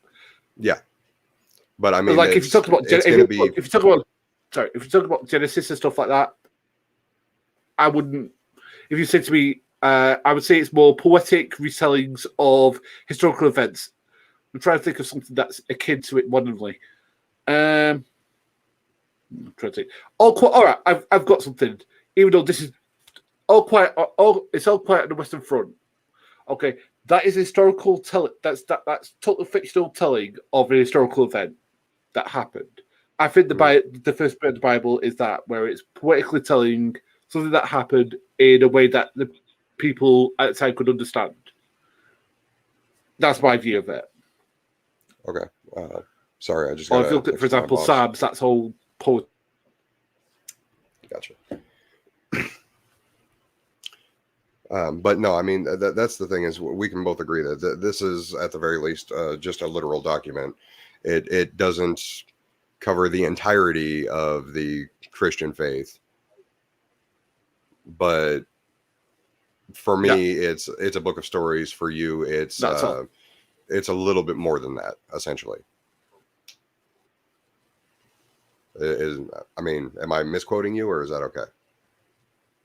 No, for example, you'd have to go to Augustine, you'd have to go to like your Dustin Martin, you'd have to go to Eusebius, you'd have to go to like if you want to go more modernly, like people like Kant, maybe like people like that.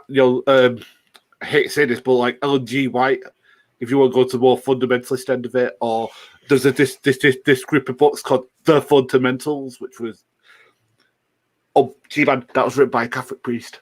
Oh, sorry, should I say that? Sorry, I hate to tell G-Man these things. That most of his police come from Catholic police. But like, if you tell him that, he would actually lose his hair. Yeah. Real quick, I'm going to go ahead and throw my banner up real quick. Okay. If anybody wants to toss me a couple of bucks, that's fine. Not really important. Like I said, the loss of income isn't a major impact. It's just I can't do anything extra right now. But I mean, I heard that you lost $3,000, but what? I mean, you don't have to tell me exactly what happened, but something happened with your son. You said. Yeah. Okay. So my roommate is a creator on a certain game that pays her actual money to do all the creations, and apparently this last week, while she was trying to get the kids ready for school, she left her particular file open that had all of her stuff in it, and needless to say, he walked over there and just hit a couple of buttons on the keyboard and it started deleting all of her shit. Oh crap. Yeah. So needless to say, she got that particular letter the other day where it not only dropped her 2 tiers in the list of creations, but she ended up losing her paycheck for the month, which was about a little over $3,000. So, like I said, my bills are still paid. It's just I can't really do anything extra. So that's why it's like, if you guys want to, there's at least the way to help me out. Well, I might shove you some silver shekels if you put. I tell you what, put it in the chat because it might be easier if people have the link in the chat, because I do know like people like myself, find it easier to do it that way. Okay, hang on just a second. Let's see here. The problem is that it'll be translated from my funny money that I have over here. I mean, I don't think my bank's gonna care.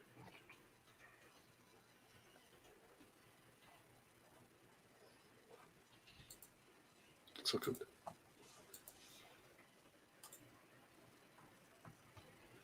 There you go. I don't know if that's actually going to bring up a link or not, but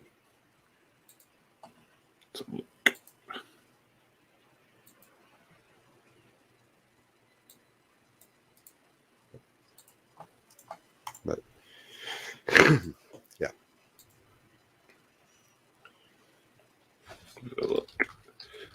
If we could-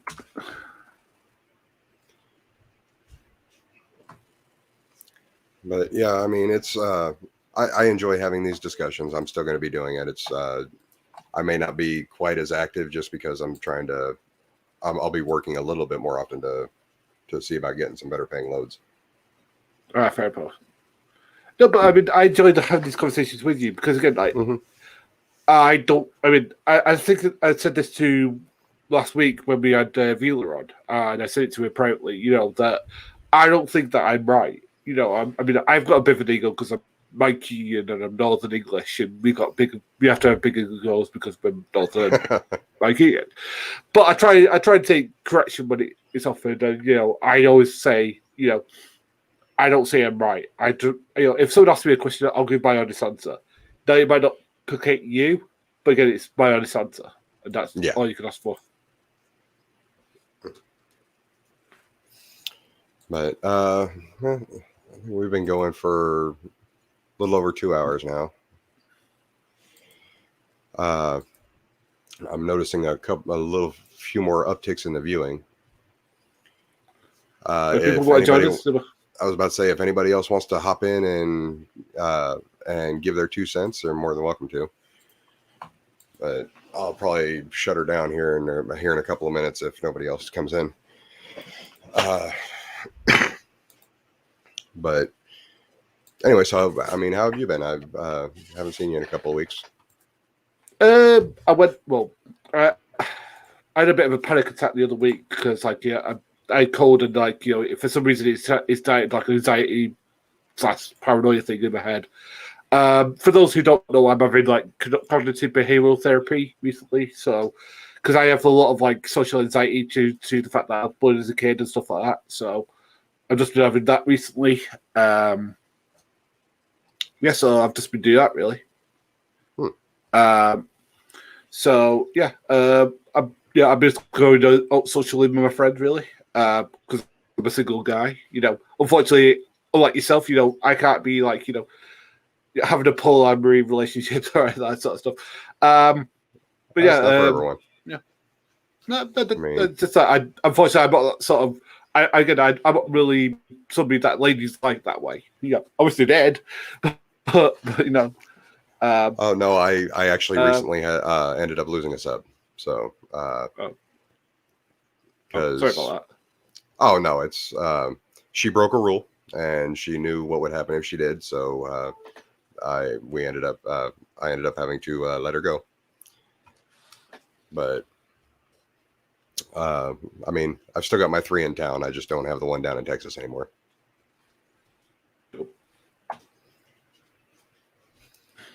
But okay,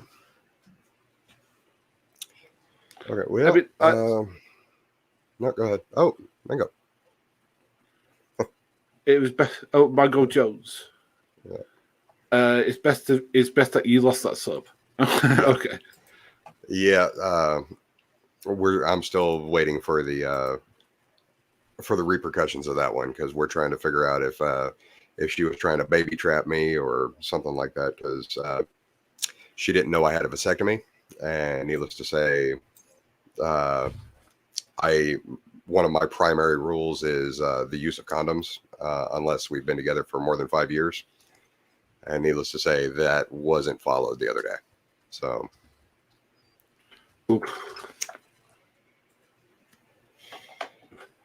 but she's also not aware that I'm a YouTuber, so. And you could call her out online. Yeah. Although that would be funny if she finds my channel and it turns around and tries to do to me what Mr. and Miss Parker's third did to them. I'd love to see her track down G-Man. What, send him like your shit and just go, this is what they do to me. Yeah, just so I can laugh at him.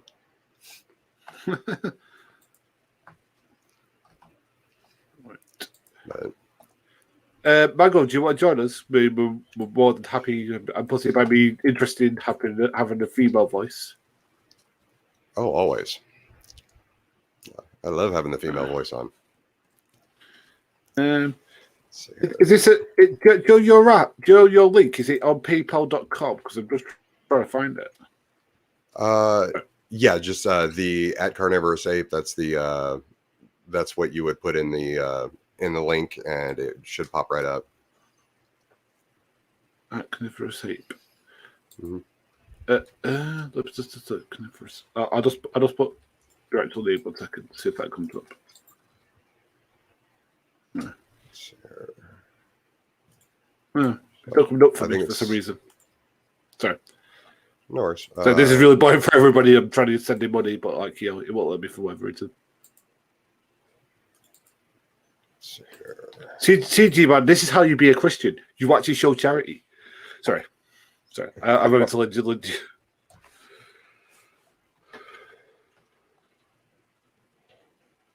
I'm sort of trapped on the couch. Okay.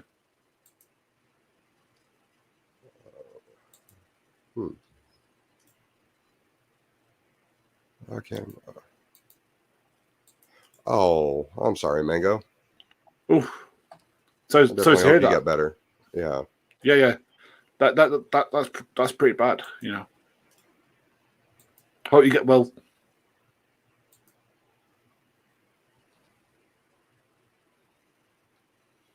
Hang on just a second. Let me see if I can do it this way.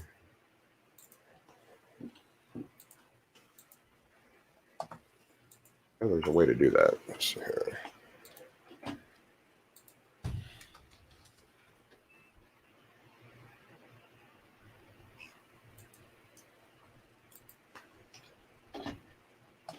You're welcome. Hey, Midnight, do you want to come on as well? Because Midnight's a very, very nice person. Midnight, I bring you up here. Oh, yeah. Midnight's always welcome to come on here when if she wants to. She's a super, super nice person. She really is. Yes, she is. Get rid of a couple of things. I don't believe religion. It's not really religion to me. It's just like it's sort of free file conversation to be honest with Midnight. Yeah, we're not debating. This is we're just having a conversation. You see, like there's some things that we agree on, there's some things we disagree on. Yeah, and again, the things we disagree on, we're going to disagree on those things civilly. Well, let's see here. Copy link there. Maybe this one would.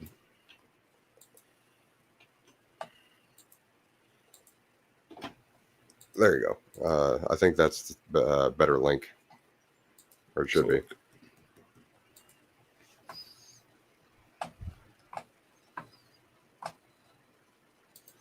Let me see if that actually popped up as a link. Yeah. Let's have a look.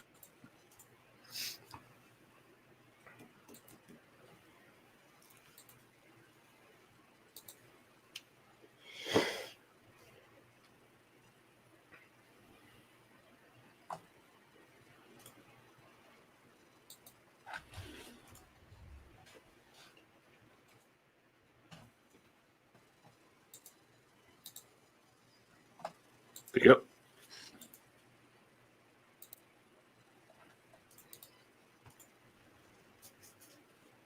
Yep.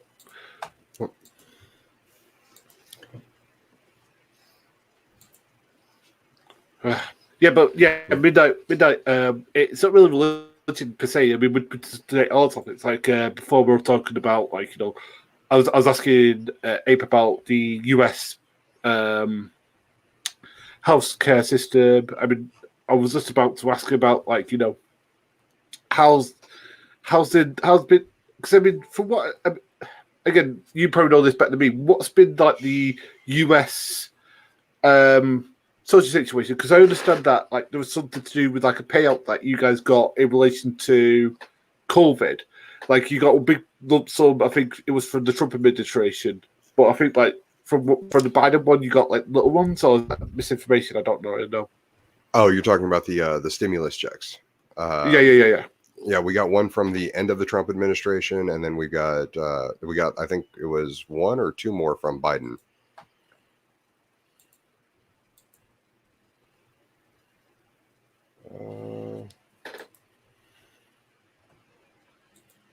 Huh. Sorry. Getting a phone call from my biological father. I'll have to call him back. But yeah, I think we ended up with. I think they're trying to figure out a way to tack on a fourth stimulus check, but like they've got two bills currently that they're trying to figure out how to pass for um, the essentially the infrastructure bill, and then they've got what they're calling the human infrastructure bill. And then, of course, Biden. I mean, hell, we've been waiting, I think, 7 or 8 months now for our Secretary of Education to actually respond to Biden on whether he can just do an executive order to forgive student loan debt. Because apparently Biden said that he wouldn't do it unless he got something from the Secretary of Education. And the Secretary of Education basically said, like, back in March that he'd get right on it, and then hasn't responded since. So kind of a dick move on his part, but Oof.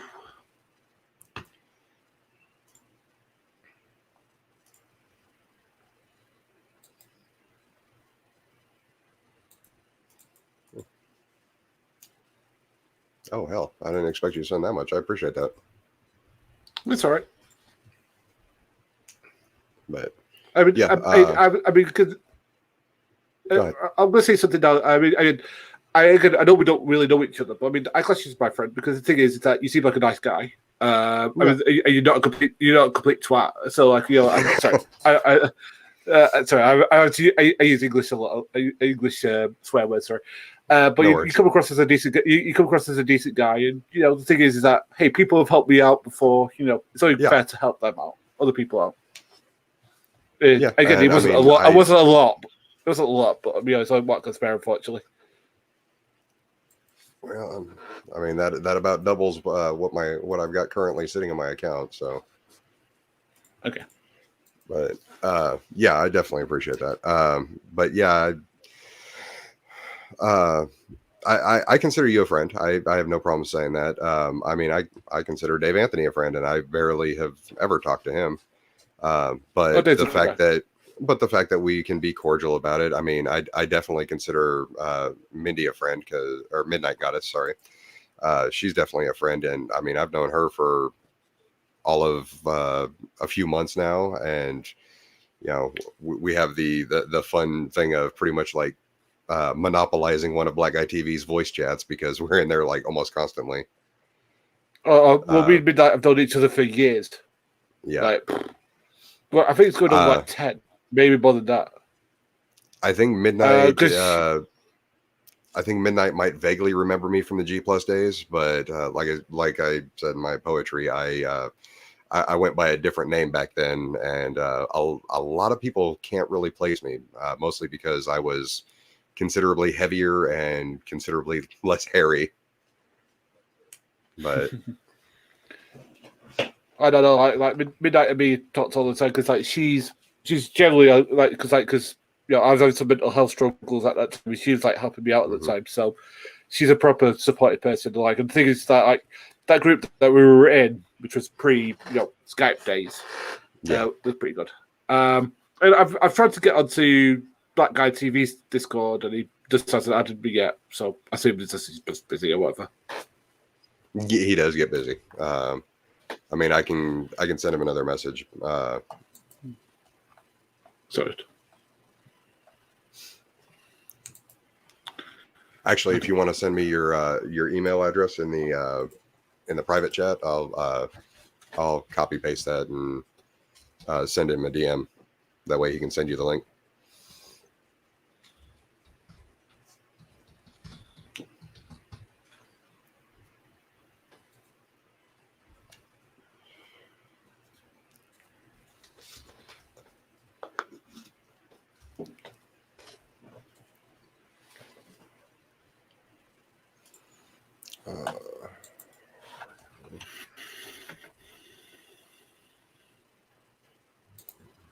Bring up Discord.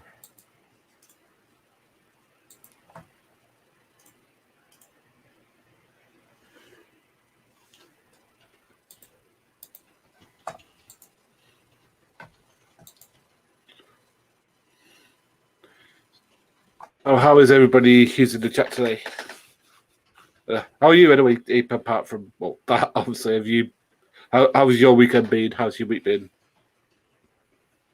Apart from everything. I mean, it had its ups and downs. I got a decent number of loads in this week, so hopefully I'll have a better than normal paycheck.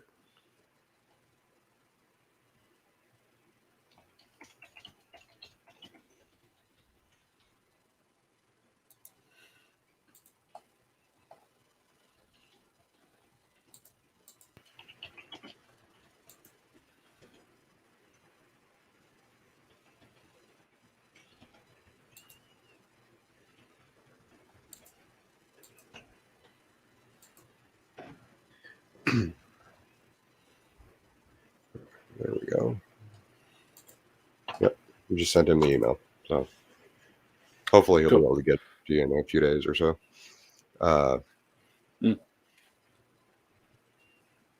But yeah, like I was saying, me and Midnight Goddess, we kind of like monopolized one of his voice chats. He because when I'm on the road, I usually have Discord on my phone, and I'll just leave it sitting over there. And of course, Midnight, she's a homebody.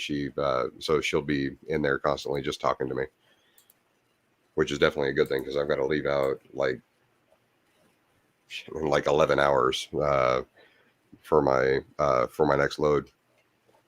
I got to be there at 8 o'clock in the morning in Kansas City. Yeah.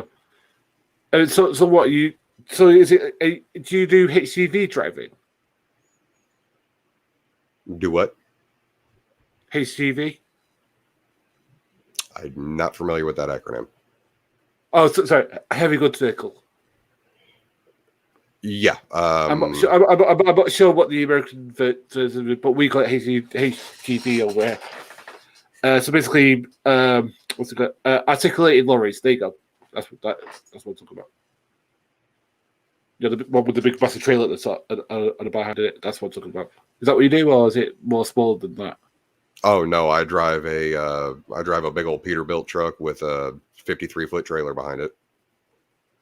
So, cool. Mango apparently Had a reproductive right. Had a successful reproductive right last week. Workers been all right. Got to talk to me. We were talking about that actually the start of the show, Mango. Because I revealed that I'm pro-life, but I also revealed that I'm pro-choice in my actions because again it brings about better pro-life. See, because I think banning it is the worst thing we could do, to be honest with you. And I've said that. I mean, how many states is it being banned? Is it just the one? Is it just Texas? It's not just Texas. It's just because Texas is the largest. It's the hot button issue down there right now, and they're doing their best to pretty much blanket ban it completely, which I find it absolutely stupid because, like I was saying with the whole tubal pregnancy thing, the getting that out of there, that's still considered an abortion, and if it's not done, it can easily kill the mother. Mm-hmm. I can bet. Yeah, it's exactly like it's got no. What's the word? I mean, I could understand it if it was like no. I mean, I still would disagree with it, but if it's like, for example, no medical emergencies or no fit to rape, there should be these contingencies put into it. Mm. I still think it's wrong because again, women should have a right to choose what they want to do with their bodies, but it's still wrong. Yeah. And I mean, that's the thing. That's actually the reason why I'm pro-choice instead of being pro-life is because ultimately it's up to the situation and the woman in question. I'm not about to tell some random woman what she can or can't do. And so you being pro-life, you being pro-life is absolutely fine. I was trying to appear about on the matter, but my choice to choose and be strict through abuse. No, I totally understand that. I'm just saying like. Again, I'm a man. It's not my issue. It's I think it's a woman's issue. It's just like if there's something to do with I don't know, if there's like a law to stop people jerking off, you know, that's a bad issue. Sorry, I'm just trying to find something that's akin to it. But like, you know, and people say like, you know, you can only wank, you know, certain times of the week because that you know, getting rid of sperm is like, you know, bad and stuff like that. It's like, you know, that's a bad issue. You know, if we start talking about that, I'd get pissed. You know, so I understand. But the thing is that it's not a simple issue, and that's something that I think that people try and make it into a very simple issue. It's a very complex issue. It is. But and I'd say that it should be a medical issue. It should be something that doctors and medical professionals talk about, who, whatever their religious affiliations, take as a medical problem. There you go. Yeah, I agree. And again, and I think more pro-life people, should see it that way. That it is not a simple but it's either good or bad issue. Again, there's a wide range of it, because again, there are women out there who wouldn't have otherwise gotten an abortion, but will now go to one of these guys who aren't the safest guys in the entire world, who are after a quick buck, see an opportunity, create a business that placates to a need that didn't exist before, and do it illegally, and therefore, you know, cause more harm than if it was just done under normal supervised medical supervision. Yep. Well, that's the thing, Bagel. That's the reason I invite you into this, because again, it could be because again, I think the more women who talk about this issue, the more it gets out there, because again, it isn't a simple issue. Again, and I hate this fact that people try and put it into, well, if you're if you're pro-choice, you're anti. If you're pro-life, you're anti-choice. I'm pro-life and I'm not anti-choice. Again, it's not a simple A but B equals C. Again, there's several people have several ideas in the pro-choice camp. It's not just simple. There is one, conglomerate people who think one thing. Again, not everybody who's a pro-choice camp accepts that abortions should happen just willy-nilly. They think it should happen under medical supervision, X, Y, and Z. So it isn't a simple issue. And again, I think that it is a very, people try and make it a simple issue, and it isn't. Yeah, I can agree with that.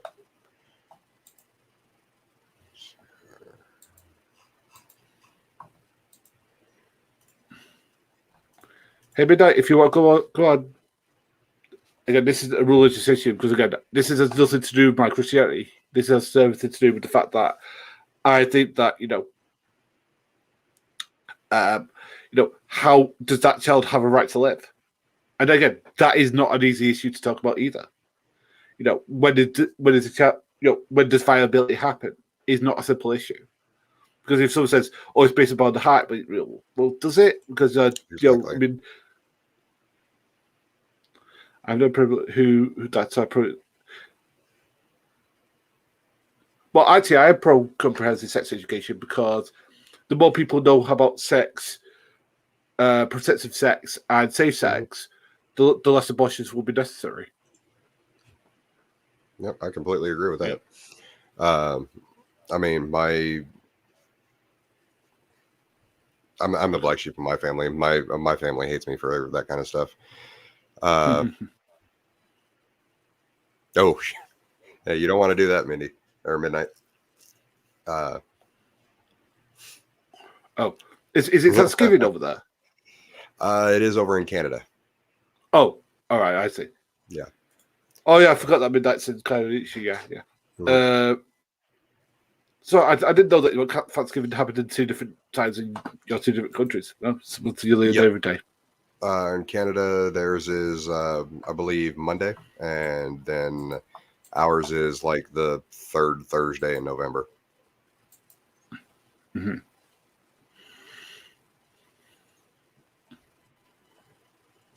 But I think the reason why I keep calling her Mindy is I keep thinking of Monty calling her Minty Goodness. You can call it nighty night, but I don't think that would go down well. I mean, at least I'm not calling you Mid New York Goddess. Who calls her that? Yeah, G-Man. I don't know. The Oh, G-Man. God's sake. She Yeah. popped up in his chat one night, and he kept calling her Mid New York Goddess. No, what, the guy who cannot differentiate between Hannibal and Monty? You know, that guy? Yeah. Even though they look nothing alike, and I can tell I can tell the fucking difference. Yep. One has a mask, one doesn't, and I can tell the difference between the two. They don't even look alike. I mean, I could understand if they looked kind of alike, but they don't. Oh yeah, security monitor. Lizard calls her that now too.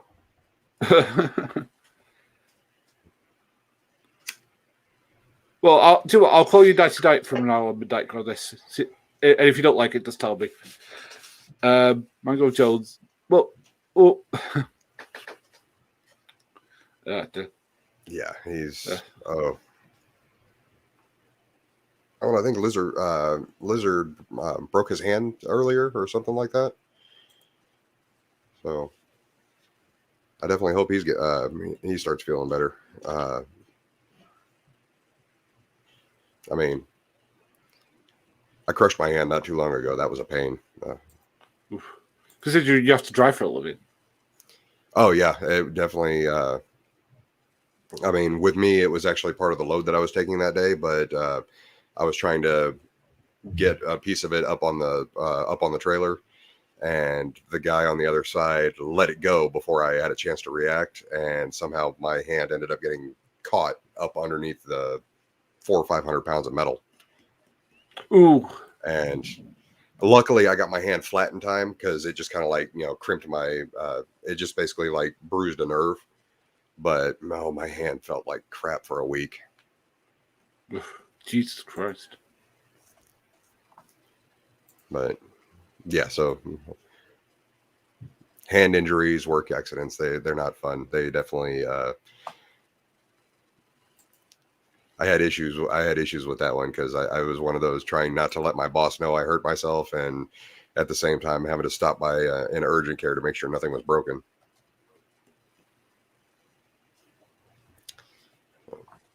That was a fun little $300 accident.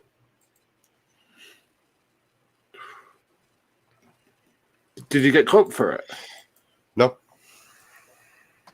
Really? Because I thought with the litigious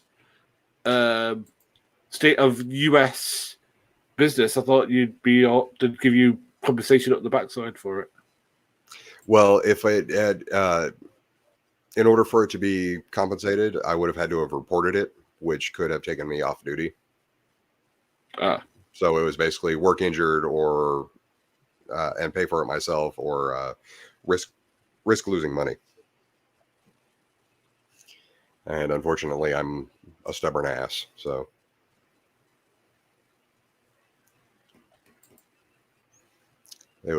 for me, it was basically, you know what, I can earn more than $300 in a week. So it was a lot easier for me just to keep working.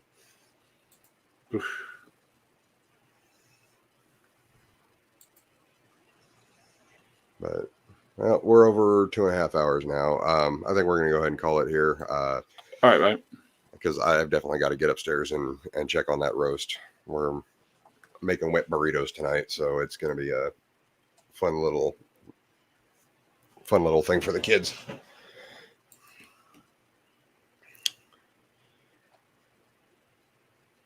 Yep. Compensation is never as good as your paycheck. But I think I'm going to go ahead and I'll let you close out. Okay. Yeah, but it's a pleasure talking to you. Hopefully next time we can get more people in, because I do hope it's a better conversation. Yeah, I hope I don't step on any more toes after this. Hopefully we get into more interesting parts too. That way I actually manage to engage some attention. Okay, cool. But I'll let you close it down anyway. See you later, pal. Okay. Yep. We'll see you. Bye. Yep. So, like I said at the beginning, I'm hopefully going to be starting my diet soon. Obviously, the issue with my son has kind of put that on the back burner for another couple of weeks because money. But yeah, when that gets started, hopefully I can finally start losing the weight again. I'm hoping that works. I usually only do this on the weekends that my ex-wife has the kids. So just to keep my time with my family a little bit more separated. So it'll probably be 2 weeks. But yeah, you're more than welcome to join, Mango. As far as that goes, I'm not going to be like G-Man and say, read your Bible and do what it says, but reading it's not a bad thing as long as you keep it into perspective. I don't see an issue with it. Yeah. See, you go ahead and plan for your own tiny human. That works. Other than that, think critically. That's all I really ever wish for you guys. As the name states, think critically, eat your meat. It's good for you. You guys have a good one. I'm going to go ahead and get out of here.